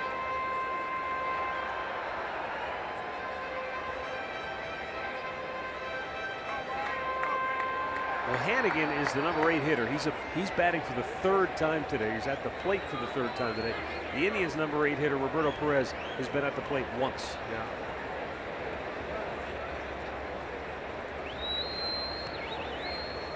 And a big pitch here, 2-2. Ground ball, double play stop. Kipnis to Lindor.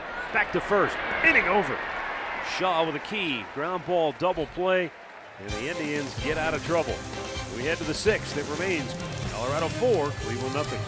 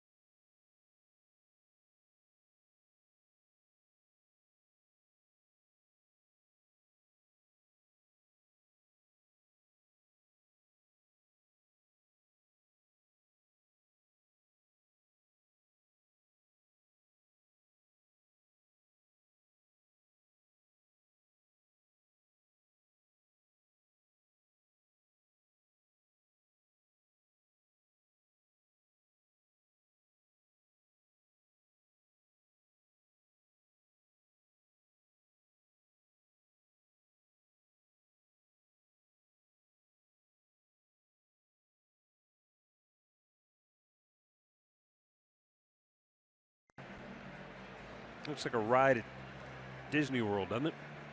As long as you can stay away from the rocks. Well, season tickets offer the best perks, including savings and access to Tribe Rewards. And today's Tribe Rewards code is Baerga. Just visit Indians.com for complete details. Roberto Perez going to lead off the 6th inning now for the Tribe. And the Indians trailing at 4-0.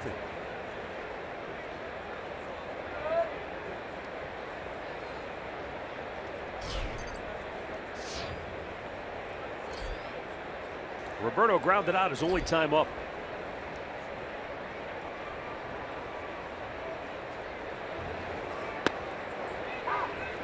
And Freeland finds the outside corner. Kyle Freeland starts the 6th inning. He's made 60 pitches this afternoon. 41 of those have been strikes.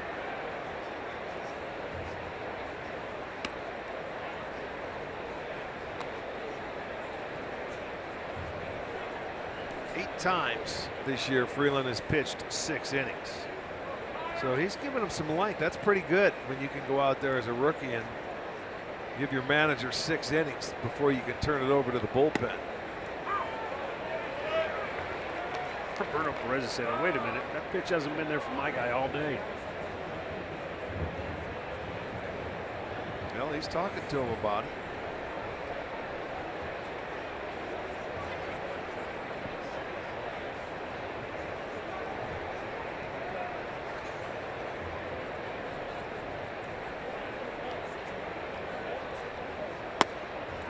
Outside, he missed that time. 2-2.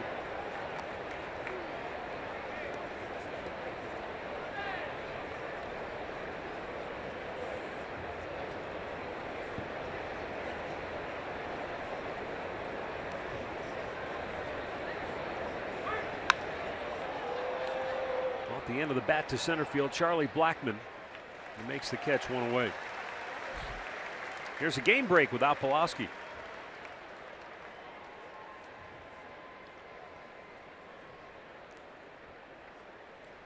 Your attention, pitch hitting for the Indians in place of the pitcher Shaw, number 99, Daniel Robertson.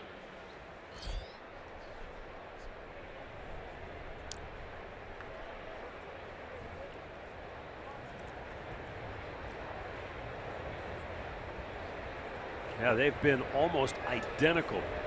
Kershaw's gone 6 2/3 to this point. He has struck out 8, given up 1 earned run. Strasburg 6 innings, 8 strikeouts. He's given up 1 earned run.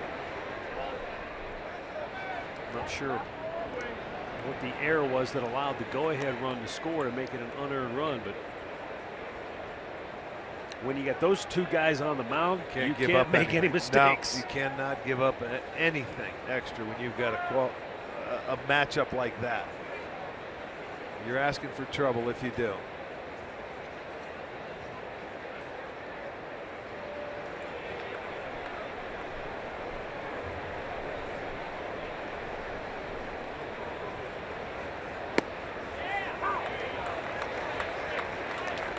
Redbird said it was Adrian Gonzalez. He's at the plate, strikes out, ball gets away, reaches first, goes to second on a wild pitch.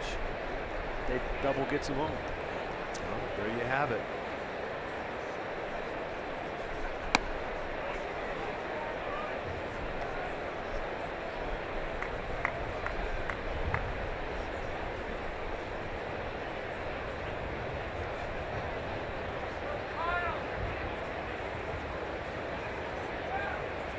Daniel Robertson waiting the 1-2, and he lines one up the middle, base hit. Blackmon over to grab it. Robertson's going to test his arm. He's going for 2. He slides in safely and tumbles over the bag but hangs on. That will make sure he's okay. You go into those bags as hard as these guys do, they don't give. And you can roll an ankle real easy, and he looks a little slow getting up. Yeah, well, I'll tell you one thing. He left the batter's box thinking double. This guy gives you some energy. He knew it was a line drive. He left the batter's box thinking second base. By the time Blackmon could get over there, he says, okay, get me. Even though it's 4-0, he has to make it. But he was a late slide, and you can see where you get caught up on that base. You're right, they are hard, and you got to slide a little bit earlier. But he's in there with a double. So good pinch hit appearance for Robertson. His 8th pinch hit in 18 at-bats. His ankle's hurting him, too, because he's limping a little. Now Jason Kipnis, as the Indians looking to claw their way back in here. Fouls it back out of play. Kyle Freeland, 69 pitches, 47 have been strikes.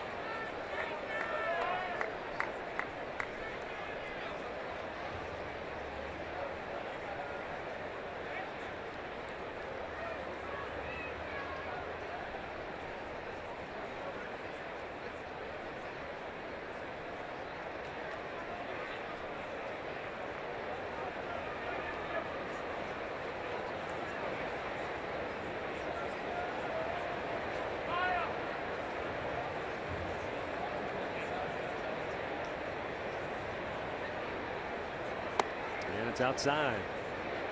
1 ball, 1 strike.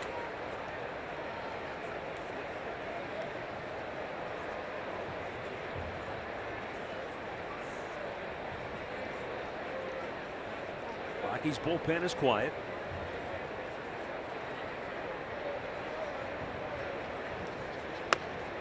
Just off the plate. Freeland getting a little taste what Indians pitchers have been dealing with today. The pitch away And if it's not on the plate, Jim Wolf isn't bending. You can see him shaking his head as the catcher is trying to lobby him for that call.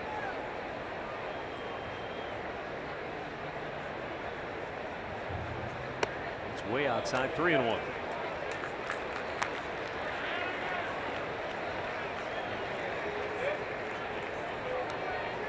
Well, yeah, you throw it out there, and you may think you have a strike if you're the pitcher, but then all of a sudden you say, man, I've got to get it in a little more. You become afraid to throw it in. You think they're going to get hit, but you have to get it on the plate.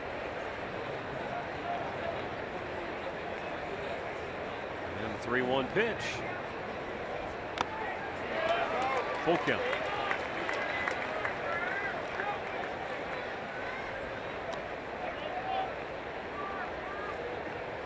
Jason Kipnis this year has done a very good job with runners in scoring position. He's hit .387. Santana leads the team with the most hits with a runner in scoring position. Kipnis to this point has the best overall average. And now the payoff pitch is popped up straight up on the infield. LeMahieu, the second baseman, makes the catch. 2 down.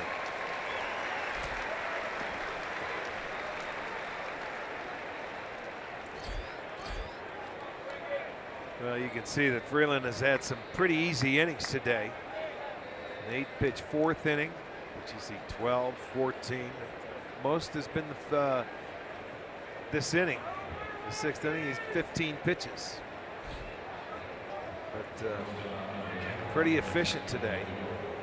Well, Lindor yanked a double down into the left field corner his last time up. I don't know if that's why Hannigan wanted to go out for a chat. It's a pretty good pitch. It was. Frankie went down and just. I was going to say it dropped was a a barrel good head pitch. on it. Yes, he did. He swung over the top of the breaking ball, but he went down and hit that fastball, and it hit chalk.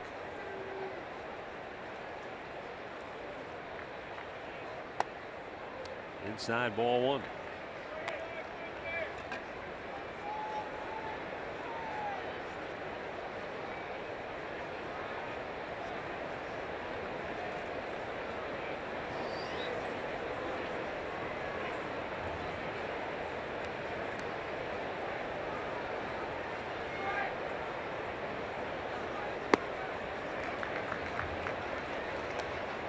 Well, after we witnessed 5 home runs hit in the game last night, the only run scoring hits today, a couple of 2-run doubles by the Rockies.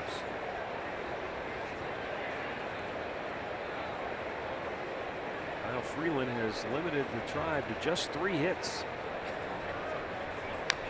And it's 2-1 now for Lindor.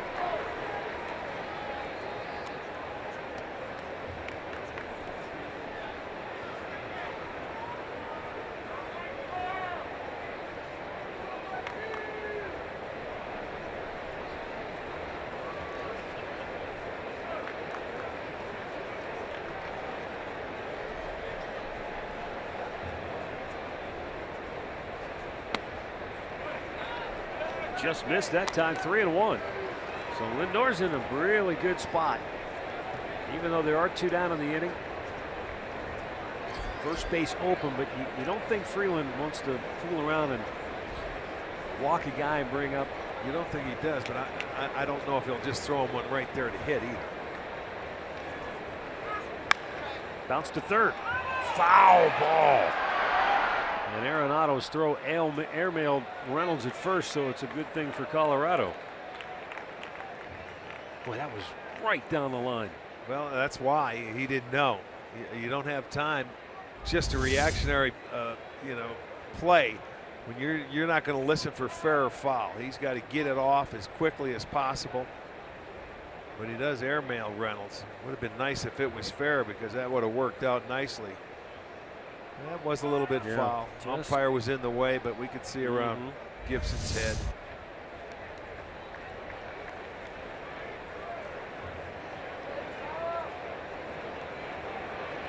Once again, the 3-2 pitch with 2 down. Ran it in on his hands, fouls it off.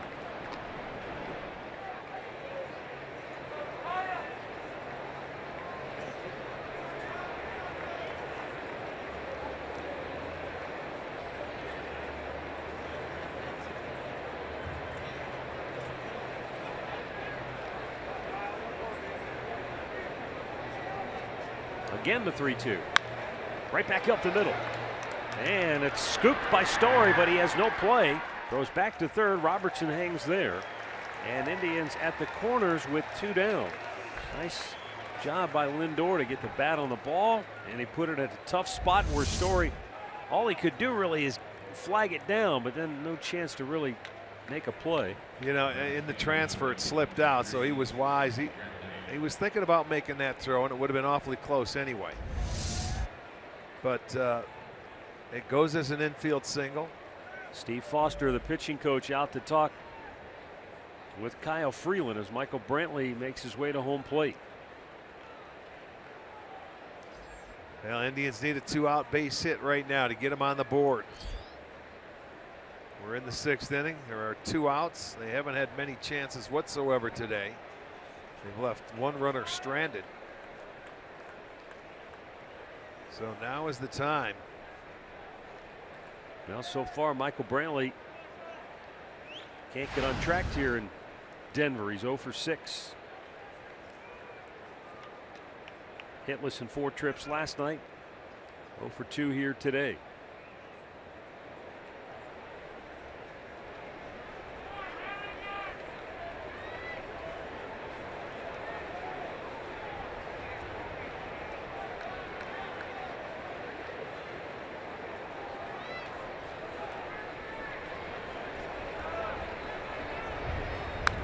Fouled right back.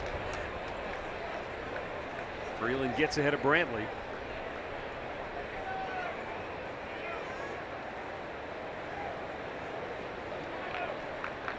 Brantley doesn't have many stretches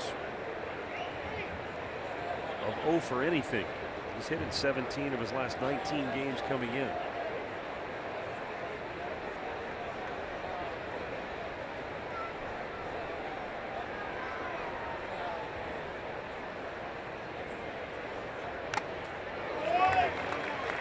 He's going to have to really fight himself out of this hole. 0-2.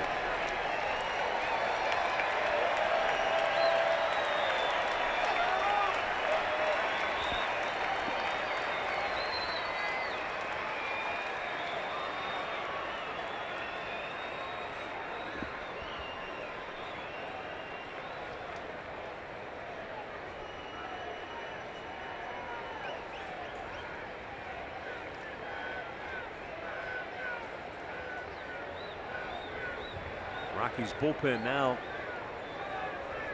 getting some action. They got a left-hander up and heating up in a hurry.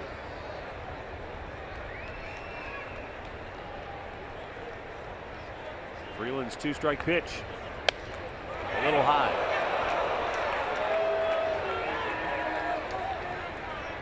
You know, you think about Michael Brantley as this pitch is just up out of the strike zone. Last night, the Indians are down 7 or 8 runs. He comes up in his last at bat and just fights off pitch after pitch, works the count, hits the ball hard. Story makes a great play to throw him out, but every hitter's going to get himself out once in a while on a couple of pitches, but that was a real impressive at bat to watch him grind out an AB when you're down whatever it was, 7 or 8 runs at that point. Good hitters give away the fewest at bats, over the course of the year, and that's a lot of discipline. It takes a lot of discipline. Now the 2-2 on its way. Oh, he came back and got him with the off-speed pitch, and Kyle Freeland has thrown 6 shutout innings here today.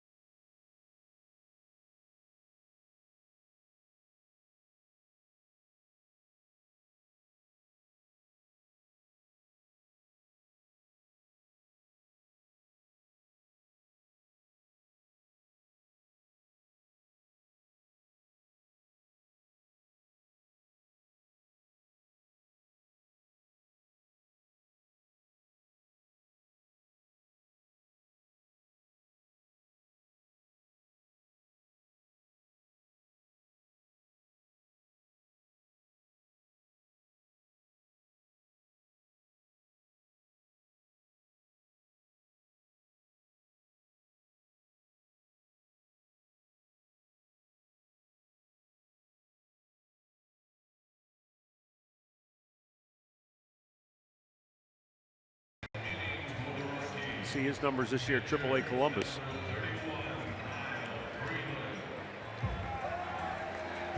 And a lefty-lefty matchup to start the inning with Kyle Freeland, the pitcher. He's staying in there even though they've got action in the bullpen behind him. You got Freeland, left-handed hitter, then Blackman, left-handed hitter. And then DJ LeMahieu due up third. And Zach McAllister warming for Cleveland, so it may be just 2 batters for Crockett here. Freeland 1 for 2. He's singled in the 4th inning. He takes the first pitch strike.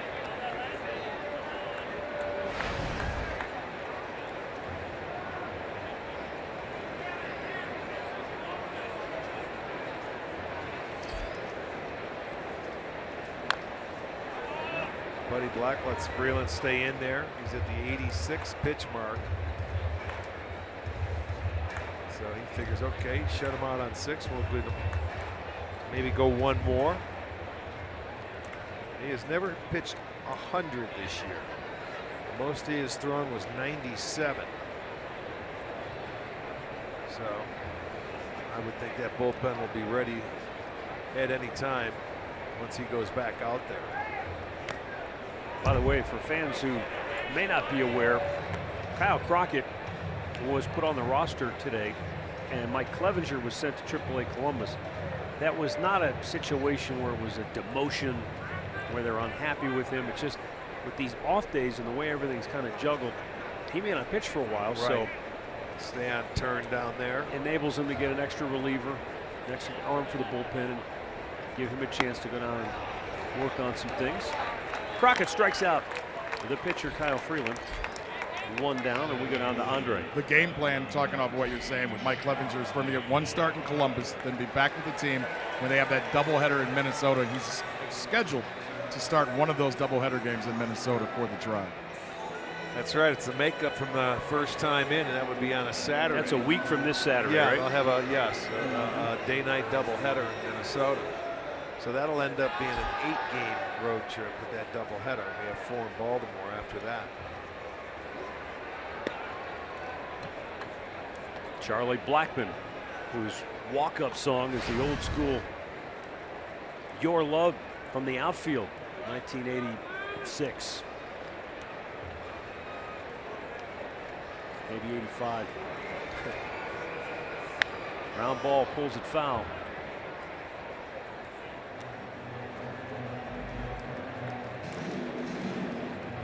Now this guy as a leadoff hitter is really at some kind of year. Reynolds took the league lead in RBIs yesterday with his 5-homer. Blackmon right there. He's got 49 now. Zimmerman has 49. Solely chops right up the middle. Perfectly placed. And his 2nd hit of the day, 4th hit in the series.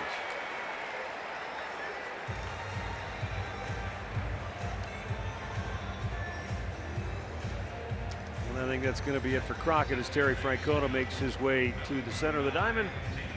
Timeout for another pitching change. And it'll be Zach McAllister coming on when we come back. It's 4-0 Colorado in the 6th.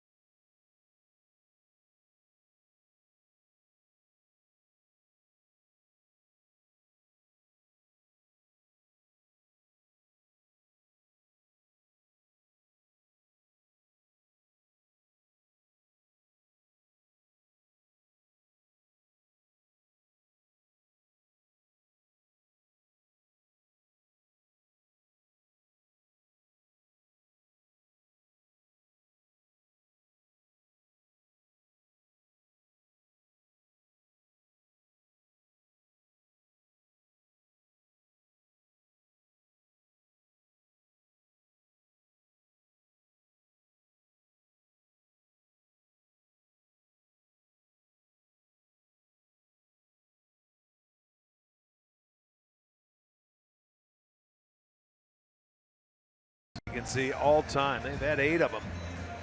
Galarraga being the first, and Larry Walker, one of the best players and hitters at his time, going back 3 championships. Todd Helton, not a bad left-handed hitter. We remember Matt Holliday, Carlos Gonzalez, Michael Kadire, and Justin Morneau. A couple of those Twins had them too. Late. They've had some good sticks here, no Boy, question. have they ever. Zach McAllister on for the 19th time this year.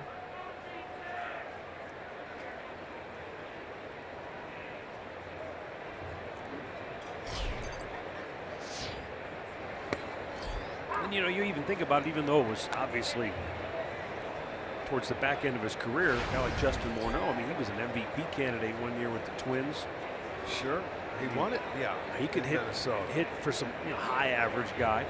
Kadire's the one that kind of jumps out at you. Go, wow, he won a batting title? Yeah, he did. They loved him here. The year before he went to the Mets.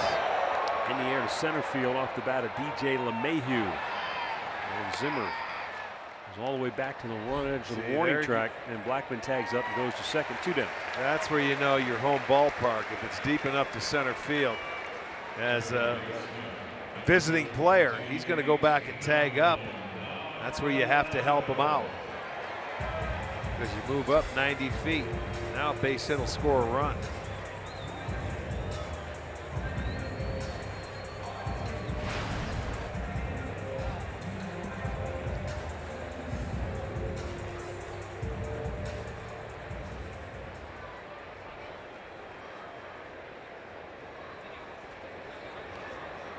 Nolan Arenado, 2-run double in the 3rd. That came with 2 outs, and it got the scoring started.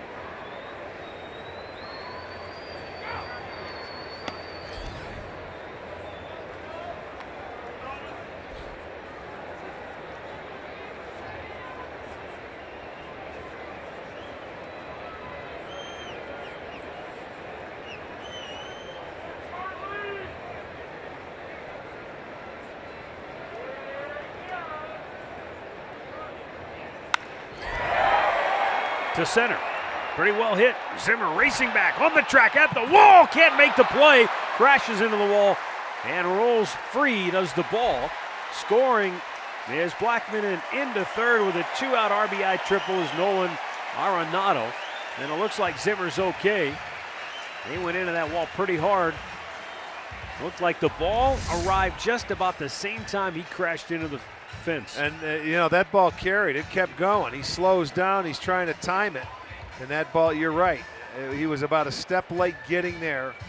And you can see he drives it to right center field. That ball was hit a ton. McAllister wanted that ball caught, but he hit it a long way. So the triple, which is his 2nd, he has 2 extra base hits in the ball game. And we've got yet another pitching change. 3rd pitcher of the inning coming up when we come back.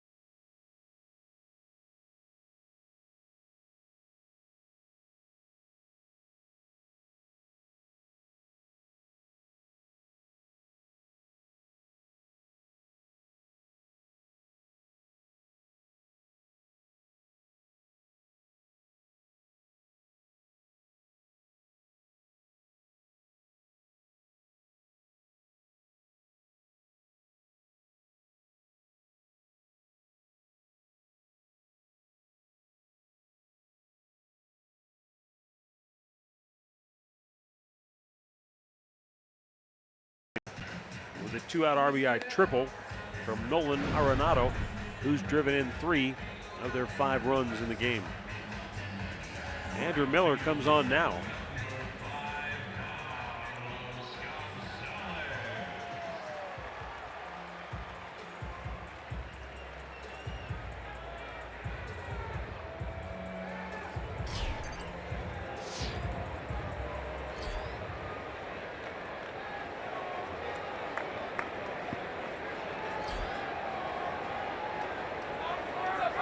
Carlos Gonzalez has grounded out, struck out. He's also drawn a walk.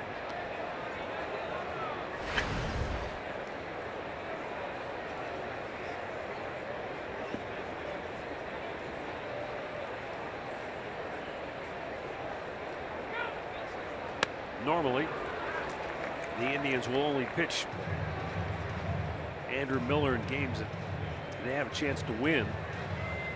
Same goes for Cody Allen, and usually that holds true with Brian Shaw, but with all the off days coming up, in particular tomorrow, a chance to get him some action. He takes care of Gonzalez to end the inning, but another run home for the Rockies. Go to the 7th, 5-0 Colorado.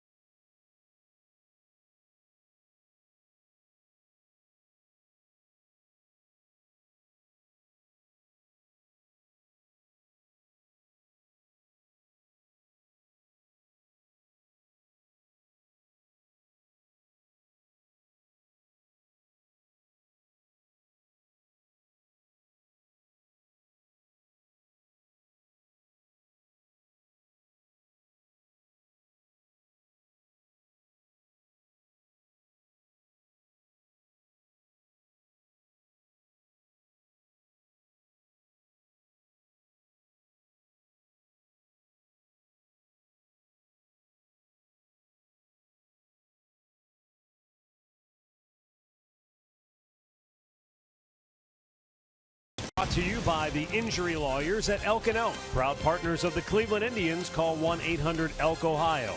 And by the stylish 2017 Kia Optima. 5-0 Rockies, 7th inning. Kyle Freeland. The longest he has pitched in a game is 7 innings. The most pitches he has made, 97. And he'll start this inning of 86 under his belt. And the bullpen has action behind him. We've talked quite a bit about the complete game. We give you the stats every once in a while. There aren't many. It's definitely a thing of the past. But I went back. I just wanted to see some numbers. So 1976, your first full season, let's say, in the big leagues. Indians had 30 complete games that year. 30. That was 11th out of the 12 teams in the American League at the time. Yeah. 30 was 11th most. Yeah. And Eck led the way with 9. Fast forward 10 years, 1986, it 31 complete games. All of a sudden, that's the 5th most out of 14 teams in the American League. But buoyed by Tom Candiotti, the knuckleballer, who had 17. Wow. All right, let's go forward another 10 years. 1996. Now we're in the Jacobs Field, Progressive Field era. Charlie Nagy, Blackjack McDowell tied for the team lead with 5 complete games. They had 13 as a team, and that was still 5th most among the 14 in the American League. And you go to this 20 year, years away from that. To last year, they had 5 complete games. Yeah. 3 of them were by Corey Kluber, But those 5 complete games were third most in the American League. Yeah. The importance of the bullpen. Yep. And specialties. You know, guys coming in to get 1 out, pitch 1 inning, pitch 1 hitter sometimes. We were starting to see that in '96. You know, obviously you had your closer, you had your setup guy, you had the Paul Ossenmachers of the world, the lefty specialist. But even from '96 to '16, we've kind of taken the bullpen to another level. Ground ball to short. And Trevor Story flips it over. 1 down.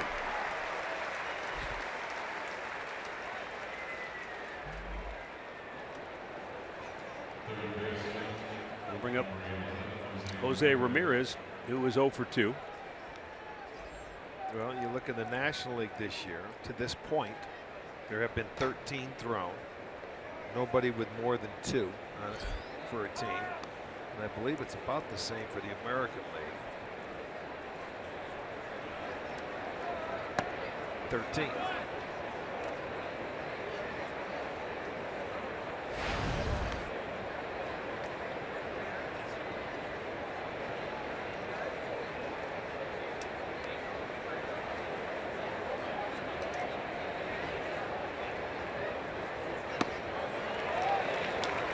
It's just interesting that in 30 years, just for the Indians, and I don't look at any other teams, just for the Indians, we've gone from 31 complete games to 5. Yeah. Pitch counts. Pitch count surgery, and there's more Tommy John surgeries happening now more. They're throwing less pitches than when guys threw more. Figure that one out.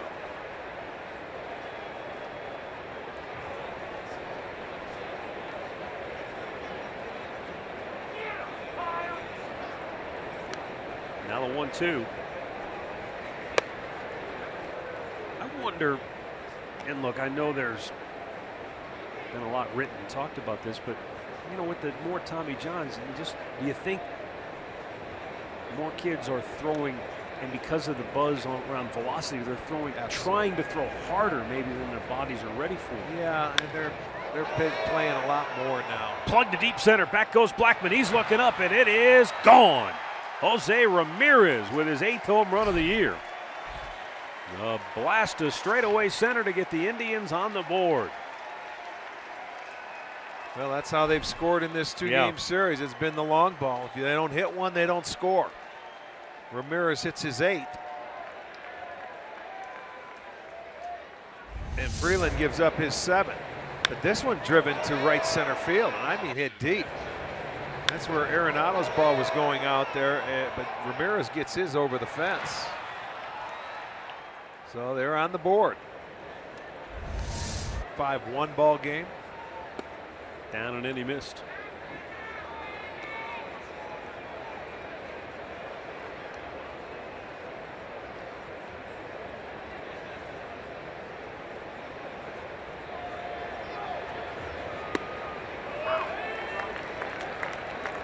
Three of the 5 Indians hits today have been for extra bases, but until Ramirez just cleared the fence, they have not been able to get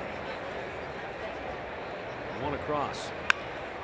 Smashed into left field by Austin Jackson, his 2nd hit of the day. Yeah, you get it by that guy at third base, you're doing it. You deserve a hit. Austin had a base hit going down the right, the first baseline his first time up, and then this ball thrown inside, and he gets on it and gets it by Arenado just underneath his glove as he gets into left field. And I think that's going to do it for Kyle Freeland, because out comes Bud Black. He is signaled for the left-hander as Kyle Freeland reaches the 100 pitch mark for the first time in his rookie season, and a standing O from the hometown crowd in Denver.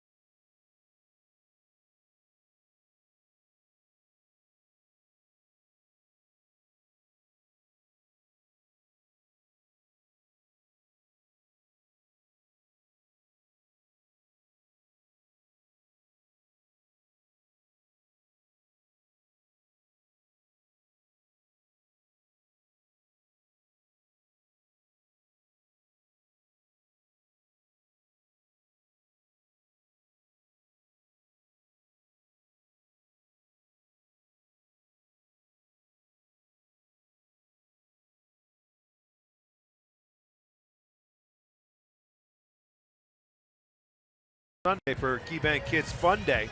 5,000 fans, 12 and under, will receive a wiffle ball and bat set. That's courtesy of MLB.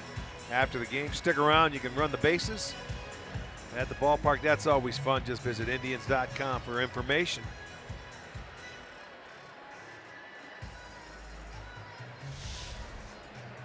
New pitcher is left-hander Chris Russin. He worked in last night's game. Pitched an inning and 2/3 scoreless. 1 on, 1 out. Indians down 4 here in the 7th. Bradley Zimmer 0 for 2.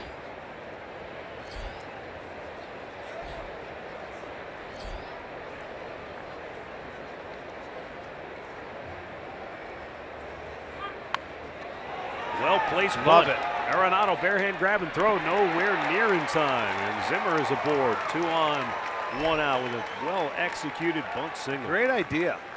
I mean, when you beat the third baseman right there, it's a 4-run game. You need base runners.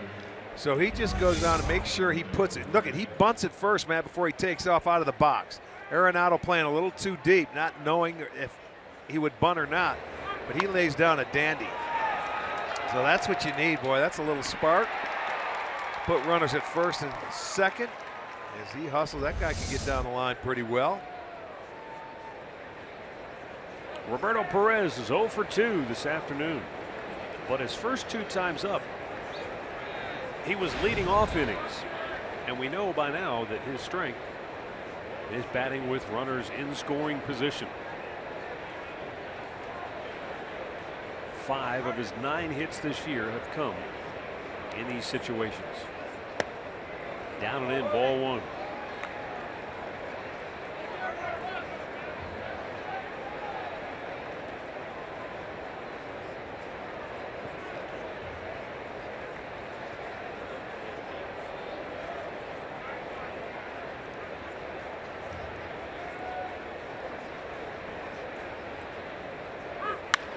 Ground ball right at the second baseman LeMahieu. It eats him up, but he has plenty of time to recover and throw out Perez. 2 down. Jackson goes to third, Zimmer to second. That was an inning-ending double play ball if he comes up with it cleanly. Yes, it was. It was tailor-made, but they couldn't field it cleanly. They don't get an error here, but LeMahieu gets it over to first. They do get an out, and we're going to get a pinch hitter for Andrew Miller, and it's going to be Encarnacion.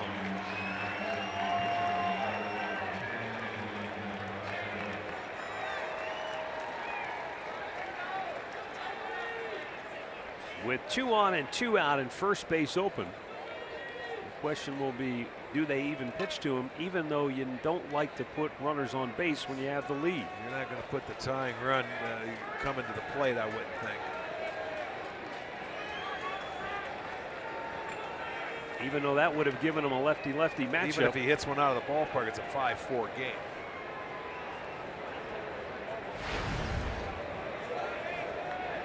Only in the 7th.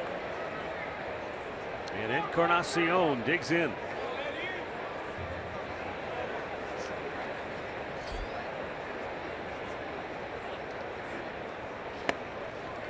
And that's ball 1. Could make it very interesting, though, with one swing of the bat. Absolutely, he can.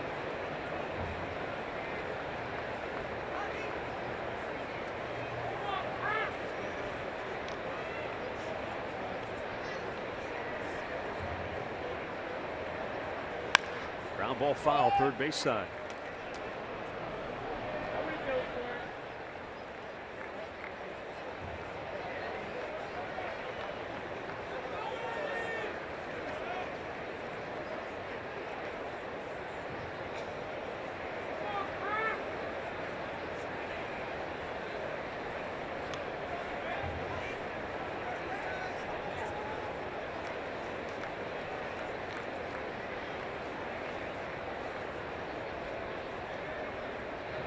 You know, you talk about the strategy involved here. You don't want to bring the tying run to the plate, I guess, in this situation. It goes back to last night. Terry Francona said afterwards, you know, when the pitcher came up, well, obviously you want to pitch to the pitcher in that situation. He said if the catcher Walters had, gotten a base hit, I would have kicked myself for not putting him walking on. him I and hear you. going after the pitcher. But he said those are the things that keep you up at night as a manager. Yeah. You think you do the right thing, and then the pitcher burns you, and you sit there going, maybe I made a mistake. Maybe we didn't do the right thing. That's a game of baseball. Slowly chopped off the mound. Freeland throws him out. Indians get on the board on the solo homer by Jose Ramirez, but they strand two, and it's stretch time in Denver. 5-1 Rockies.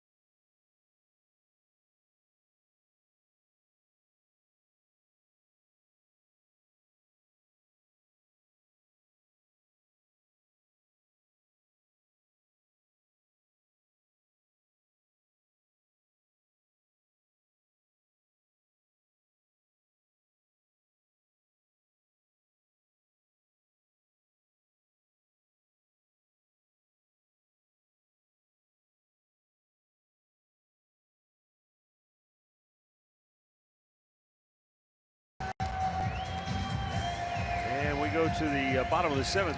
Cody Allen is already the seventh Indians pitcher to work here today. Yeah, sixth bullpen guy, right? Coming on for the 23rd time this year. He's due up to face Reynolds, Desmond, Story. Yeah, it took 3 pitchers to get 3 outs in the 6th. That'll chew up your bullpen in a hurry. Well, Miller was going to, pitch the 7th, but get a chance to hit. He had to pinch hit for him and go for it there. Wonder when the last time Cody Allen pitched in the 7th inning of a game was. That has been a few years. Spring training.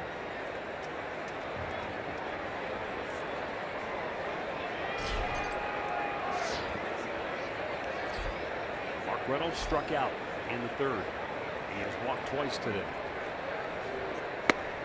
And Cody with a fastball strike.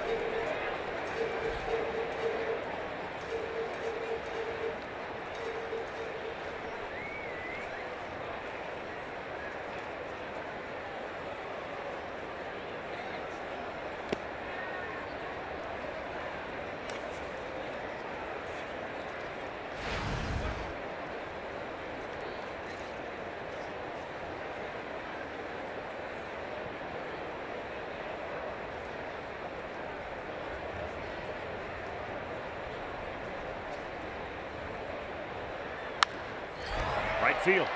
Long run for Jackson, and he won't get it. Kicks away from him, but Reynolds will be content with a leadoff double. That's his 7th two-bagger on the year.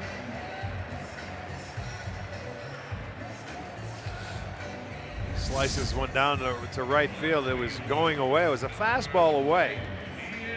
But he hit the home run to right field yesterday, so he stayed on the baseball. You can see it's going away from Austin Jackson.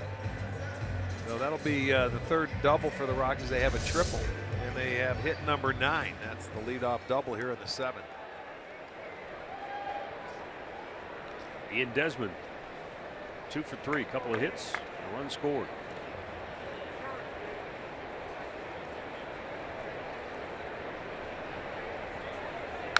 In terms of the calendar, It wasn't all that long ago that Cody Allen last pitched in the 7th inning of a game. It was Game 7 of the World Series.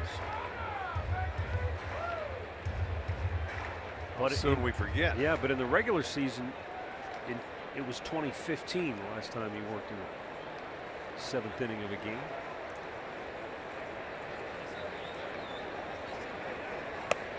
Upstairs, and this is.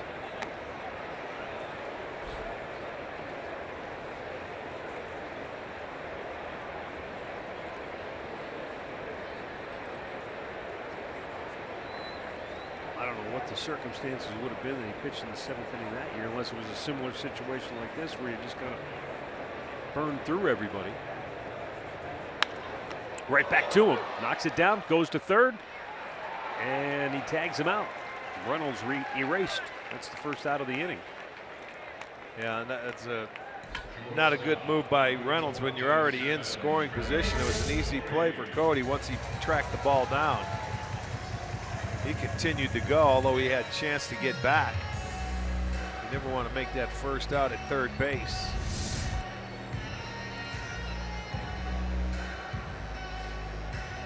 And so 1 on, 1 out for Trevor Story.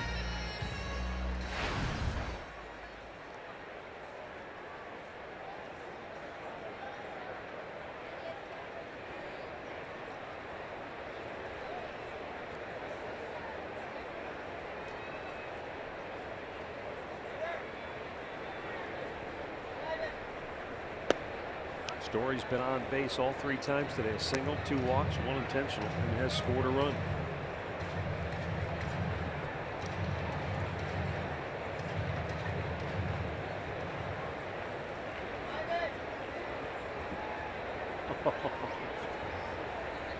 I remember now. Murph just jogged our memory. Remember that doubleheader in Baltimore a couple of years ago, 2015, and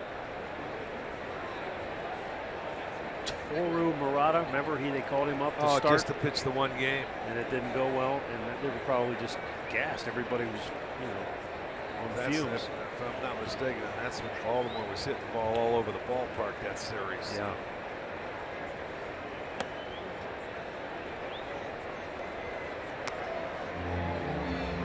Well, and the Indians have some doubleheaders coming up, so you could be very well see those kind of situations play out again. Hopefully they don't.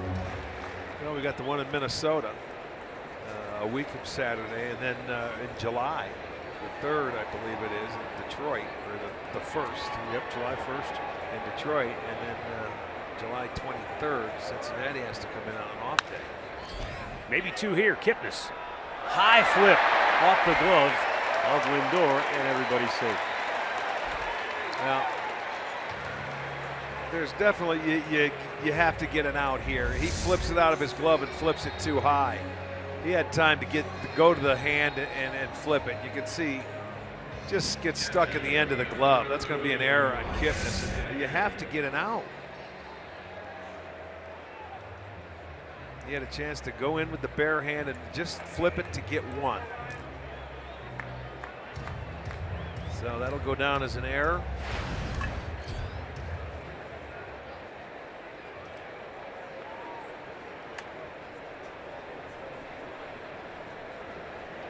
Ryan Hannigan takes down low, ball 1.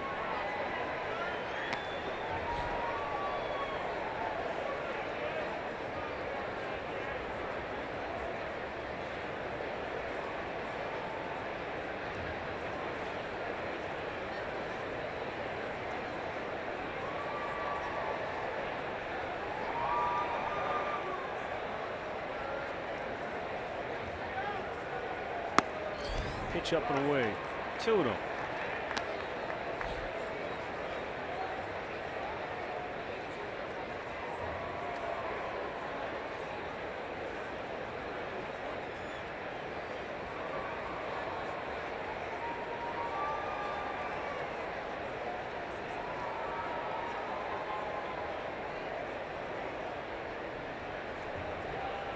Now the 2-0 on its way from Cody.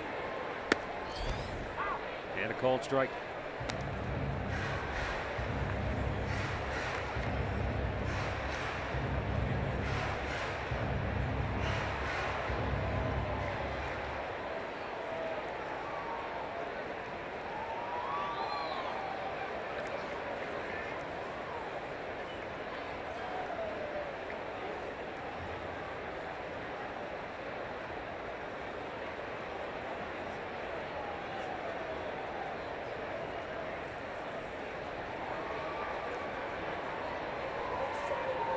foul right back to the screen by Hannigan. So 2 on, 1 out, and a 2-ball, 2-strike count. Clayton Kershaw got the win for the Dodgers today. He went 7 innings, struck out 9, but gave up only 1 run.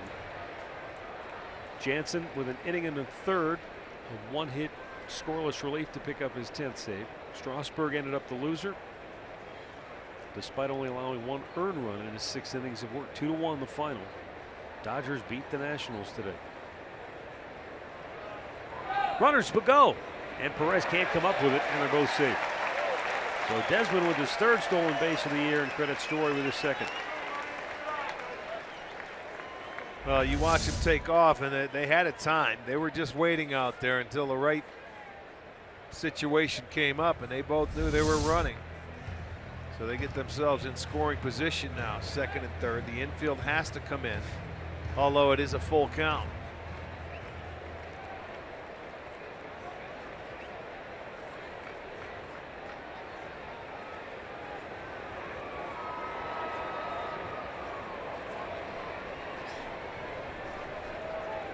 Now the infield in as Cody Allen comes set and fires in. That's low, ball 4. That is the 8th walk for Indians pitchers here today.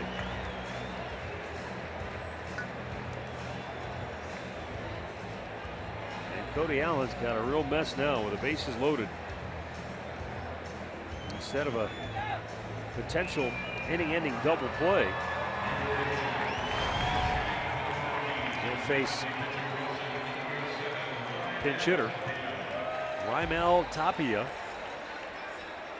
Well, all set up by the error in this inning. They caught a break after the leadoff double by Mark Reynolds. He ended up making a base running mistake going to 3rd, where Allen was able to throw him out there. The error happened, then the walk, and we are bases loaded with just 1 out. Fouled off by Tapia. Looked like it was off his thumb.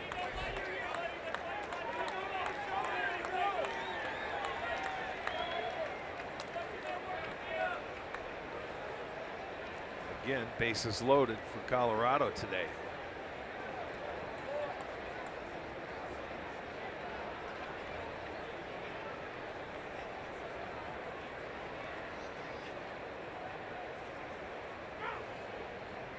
And a foul right back. Boy, this young man is getting up there and he's getting after it. At least his batting helmet stays on his head better than his ball cap did last night. Yeah, he came in for defense late in the ball game in center field. Got a lot of flow under that helmet.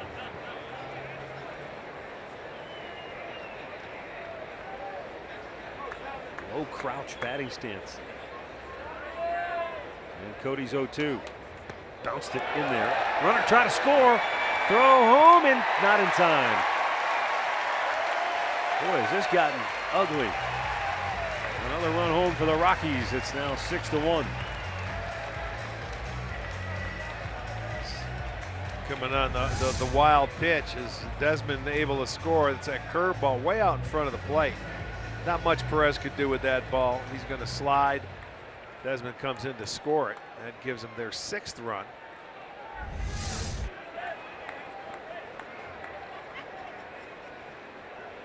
Second and 3rd.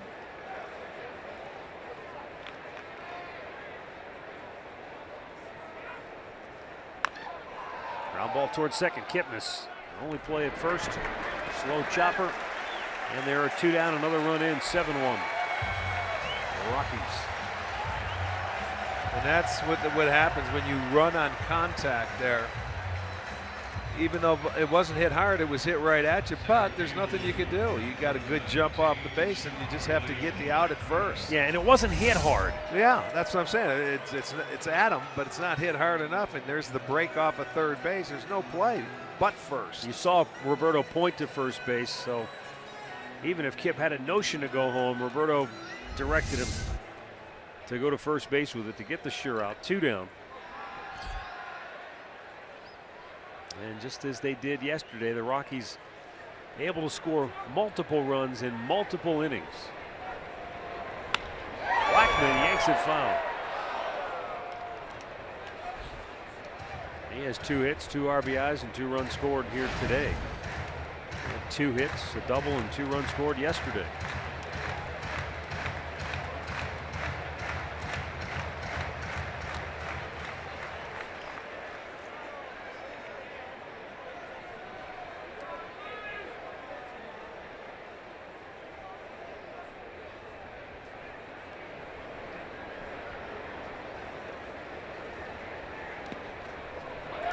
Ball gets away from Roberto. He can't find it. Down to third goes Hannigan. Boy, a wild pitch. This has been an ugly game. A lot of balls in the dirt. They don't know where it's at. See that ball go down and it goes off his glove. He's not sure where the ball is located.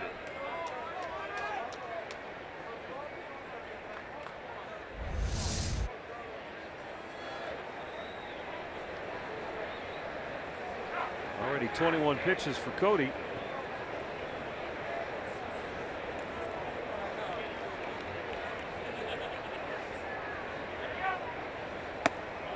Blew it by him upstairs and puts him down on the count 1-2.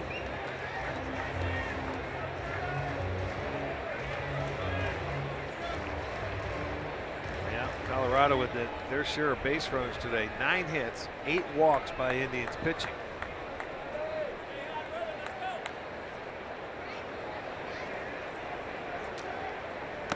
Threw it by him upstairs.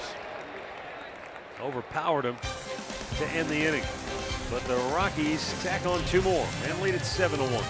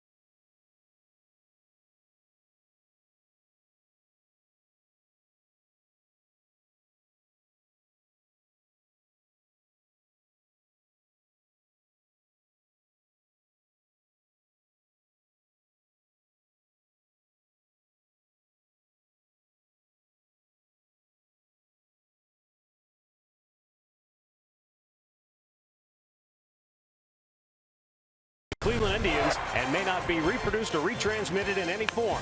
And the accounts and descriptions of this game may not be disseminated without the express written consent of the Cleveland Indians.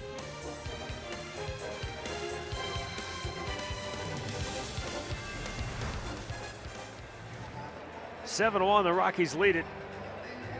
And we roll to the 8th inning. Recapping our storylines brought to you by Mazda. The Indians were hoping to play from in front, but that didn't happen today. They didn't get anything going offensively until a home run by Ramirez in the 7th. Up until that point, they had just 4 hits in the ballgame. And Freeland, have to give him credit. Yeah, he pitched well. Another rookie going out there and doing his job. With 6 1/3. This will be Jake McGee coming on for the 24th time, another left-hander.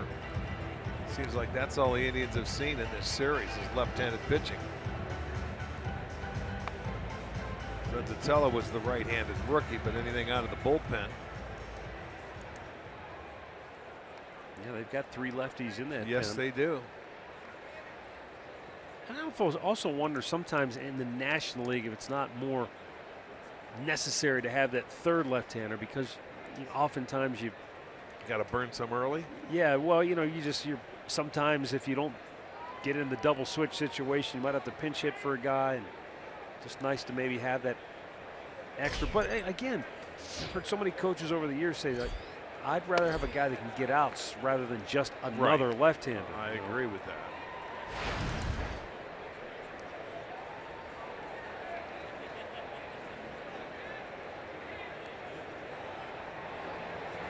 Jason Kipnis is 0 for 3 today. Takes a strike. Remember Jake McGee when he was down in Tampa before coming to Colorado. Hard-throwing left-hander. Pretty much the setup guy here. He did close it occasionally. 1 out.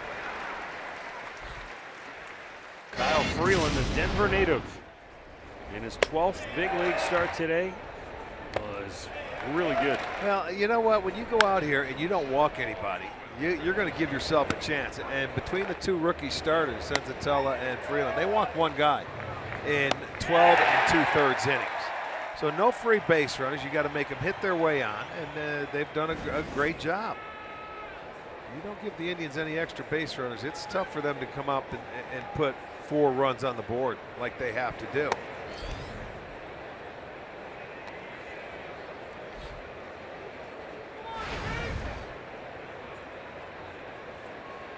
For the Indians in this series, it's either been a home run or they don't score. They had a solo shot last night by Chisenhall, a 2-run home run by Zimmer, and the solo by Ramirez today. 2 down.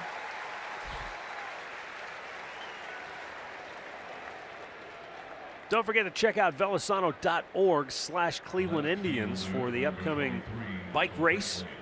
And this is for everybody. You could be a big dog like Sandy Alomar who's out there going 50 miles, or you could be somebody that's just pedaling around the neighborhood. There's something for everyone. You're going to bike to cure in Velasano. Check it out. 2 down for Michael Brantley, who is 0 for 3 here today. 0 for 7 in the series.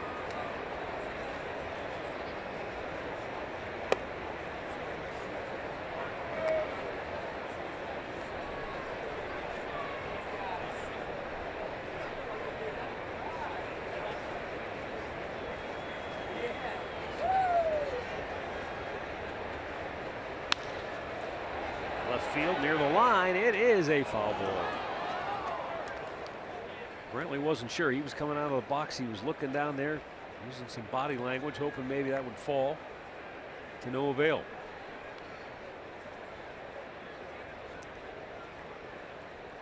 We're in the 8th with the Indians down a half dozen.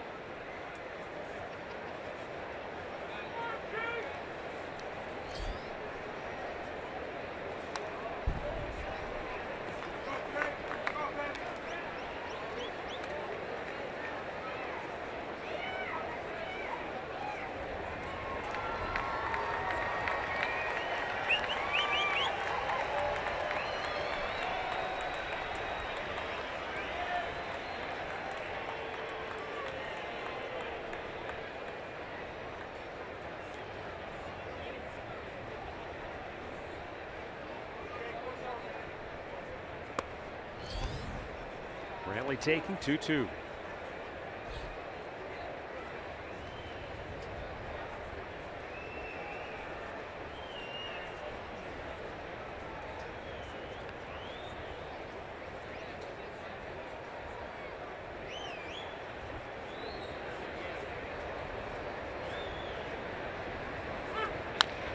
Slowly chopped towards third. Arenado takes his time, throws him out. The Indians go 1-2-3. Middle of the 8th, 7-1 Rockies.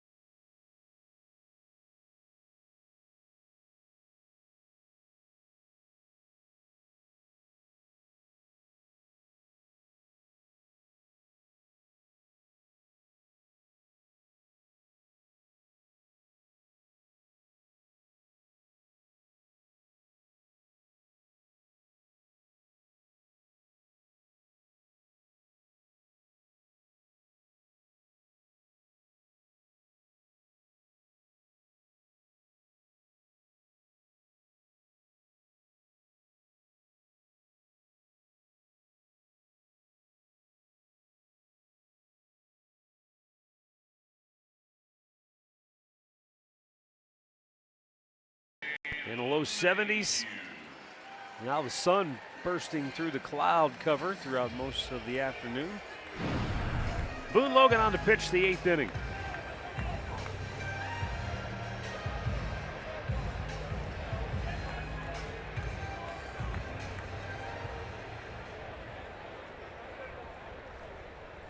He will be the 8th Indians pitcher to work here today.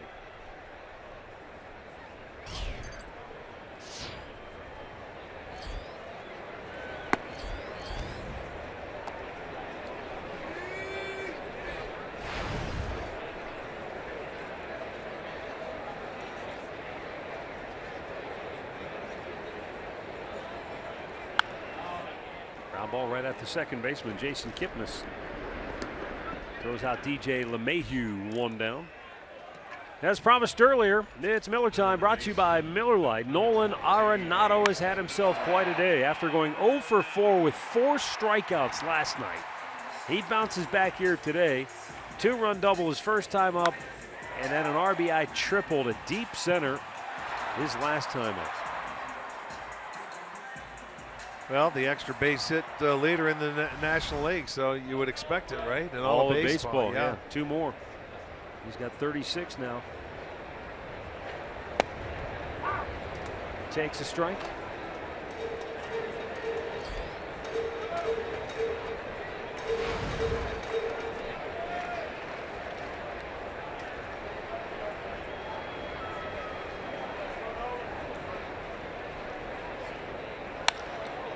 Off the end of the bat, that will drop for a base hit. And a 3-hit afternoon for Arenado. Yeah, good hitters. You know, they get one early. And, you know, he had that double back in the 3rd. They find ways to get their 2nd and 3rd hit in the ball game when they're hot. So he struggled last night, but he's swinging it okay today.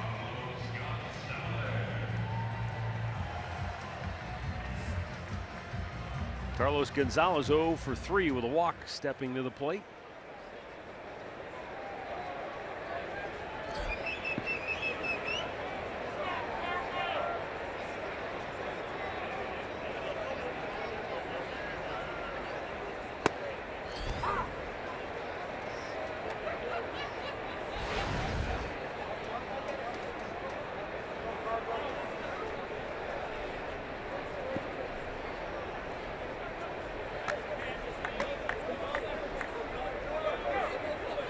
Swung out and missed. Got it out quickly. 0-2 on the man they called Cargo.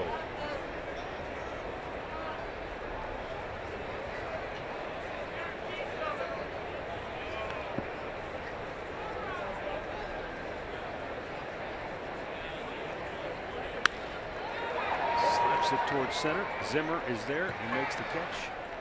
2 away. Well, boy, it's been quite a week with coaches in the college ranks. Ties to Ohio on Monday. Thad Matta was announced out at Ohio State after a couple of Final Four trips.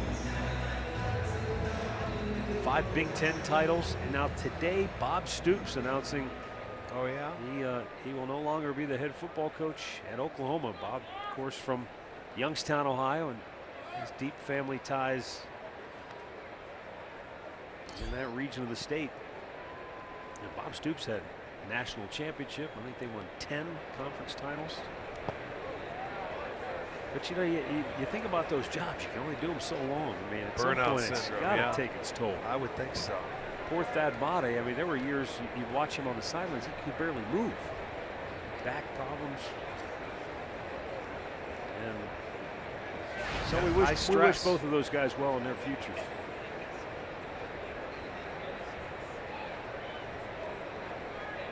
Mark Reynolds takes down low.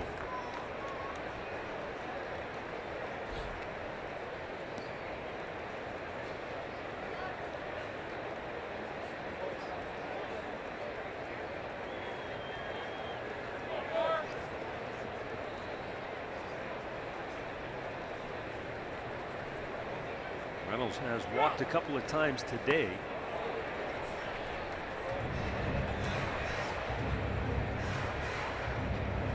He's shaking his head because he's trying to figure out why in the world would I have just swung at that pitch. Or did he swing? I guess he didn't kill. Yeah, he did. It's 3-1. 2-1, I mean.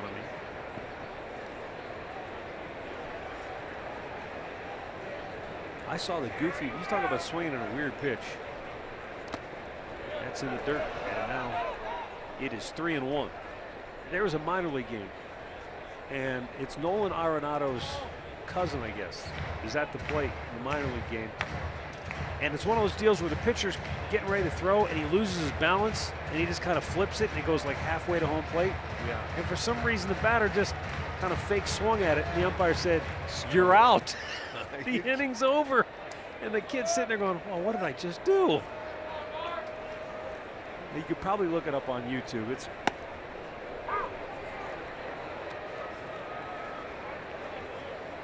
It was in a minor league game. yeah, I think the kid's name was Josh Fuentes. Poor guy. I mean, I've got to see it. I'll show it to you.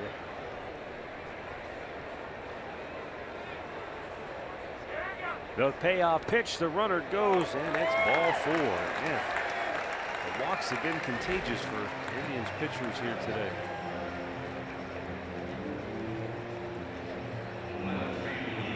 It's 9, I believe. Yeah, I've got 9.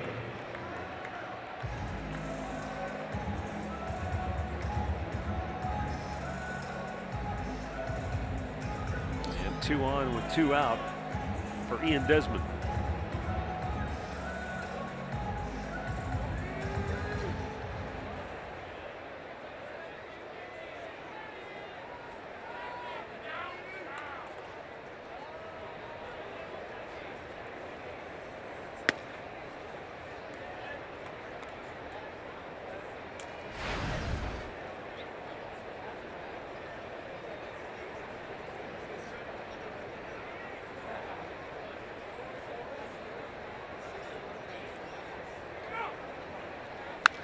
Right back up the middle. And a rocket shot into center, going to send Arenado towards the plate. Zimmer's throw home up the line and not in time. And it's now 8-1 Rockies.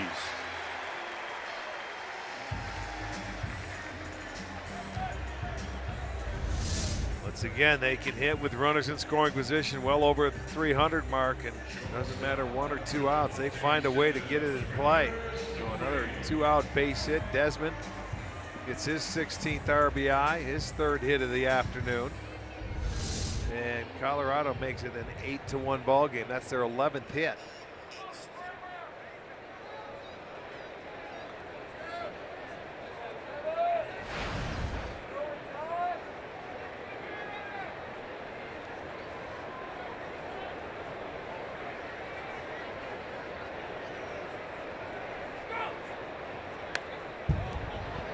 Story kind of reaching for that. It looked like he was just sort of feeling for it. Fouls it back.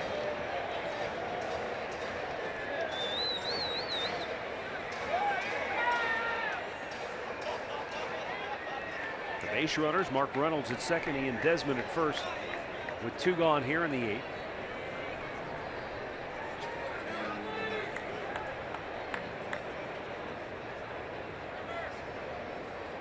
And a swing and a miss. Logan puts him down 0-2.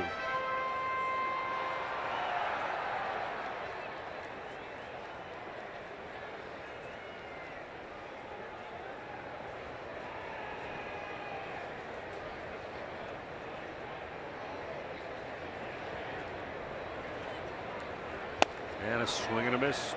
Strikes him out to end the inning. Rockies tack on yet another.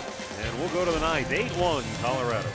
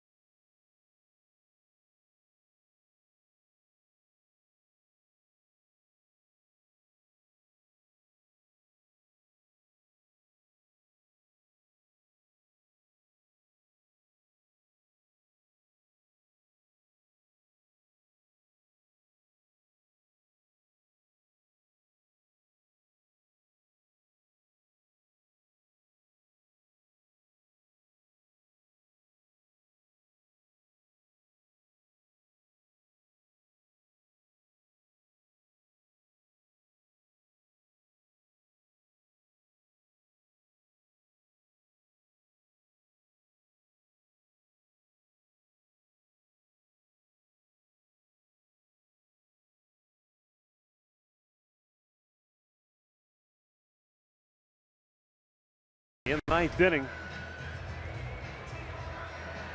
The Indians will have 4, 5, and 6 due up. Chad Qualls on for the Rockies. Hey, a right-handed pitcher. Well, yeah, they get to finally see one. It's 8-1. 838 major league appearances, 42nd all time. I was going to say he's been around a while, 38 years old.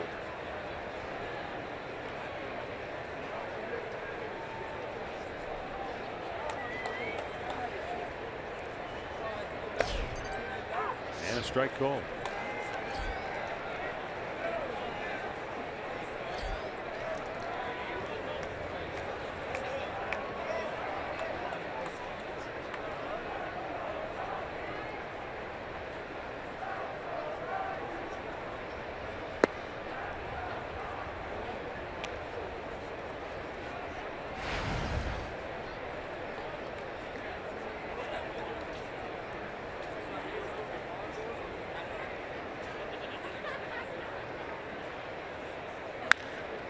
Banged on the ground, but the second baseman LeMahieu from the outfield grass throws him out.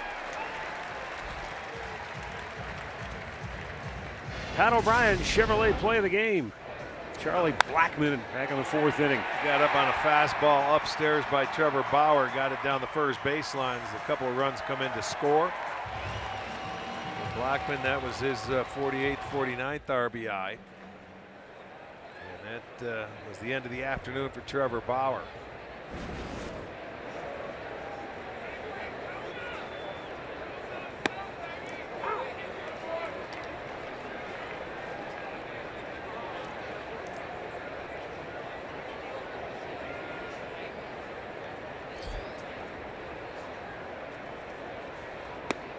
Down low. 1 ball, 1 strike. Only run of the game off the bat of Jose Ramirez back in the 7th.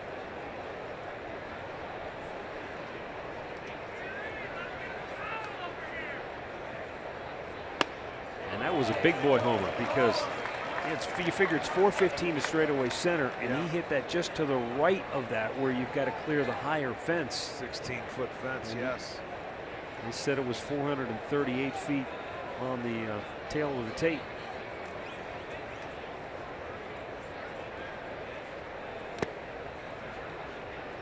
You know, the big part of the ballpark, it was a fastball down out over the plate, and he just stayed on it beautifully. And you can see where it went over that 16-foot fence out to right center field. And that's the only run on the board for the Indians. And of Jose's 8 home runs, that's only the second he's hit right-handed. And he's erased on strikes here, 2 down.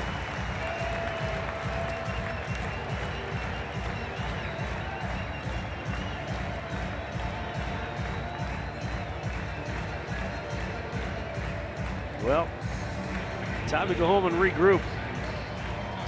Because this road trip has not gone well. They dropped 2 out of 3 in Kansas City, on the verge of getting swept here in Denver. After an off day tomorrow, it'll be the White Sox for the weekend, and then the Dodgers next Tuesday, Wednesday, Thursday.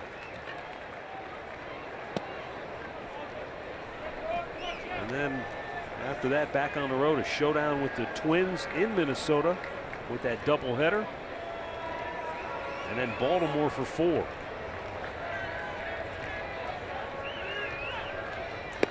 Going away.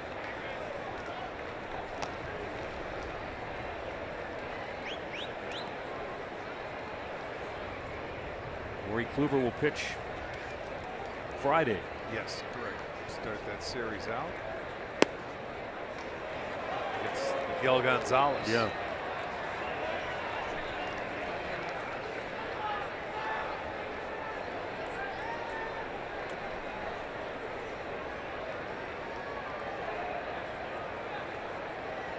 .3-0 is a pitch right down the heart of the dish.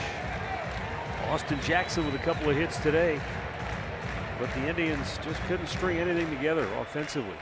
They had 3 hits in the 7th, but the only run came on the solo homer. And Jackson draws a walk, the first of the day for the Indians. and only the second, I think, in the series. Yeah. So that's No doing free the job. passes. That's what I was saying. The young pitchers, they were throwing strikes. Yeah. They didn't give up any free base runners. You had to hit your way on. They weren't able to do that in the series. So they made it tough. Jackson takes off. They'll pay him no mind in a 7-run lead.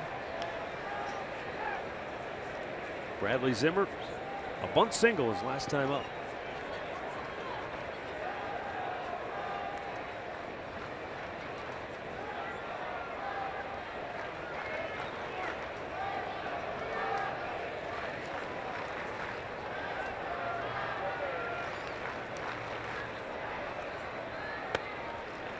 I think maybe it's easy to look at a road trip like this, and even though it's only 5 games, you know, you don't want to get overly dramatic, but this team's not playing well right now. And I'll tell you what, the concern's got to be on the pitching staff. I mean, as many runs as they gave up, what, 11 or more. Well, one in Kansas City before Sunday. They won. They come out here. They give up 11 last night. They give up 8 tonight. Just when it seemed like that was the part of the club that was getting its act together, the rotation was, you know. They went one time through that rotation, but it's been struggling ever since.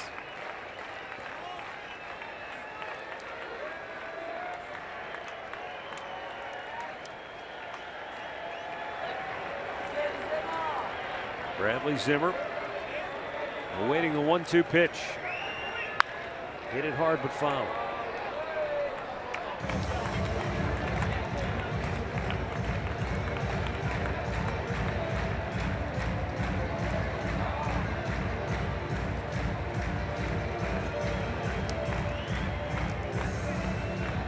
You know, the other thing is that nobody wants to panic, but you can't keep saying, well, it's still early much longer. Ground ball towards second. And the Indians are swept in Denver. And the Rockies beat them up in the process. They went 11-3 last night, beat them 8-1 here this afternoon. With the win, Colorado is now 38-23.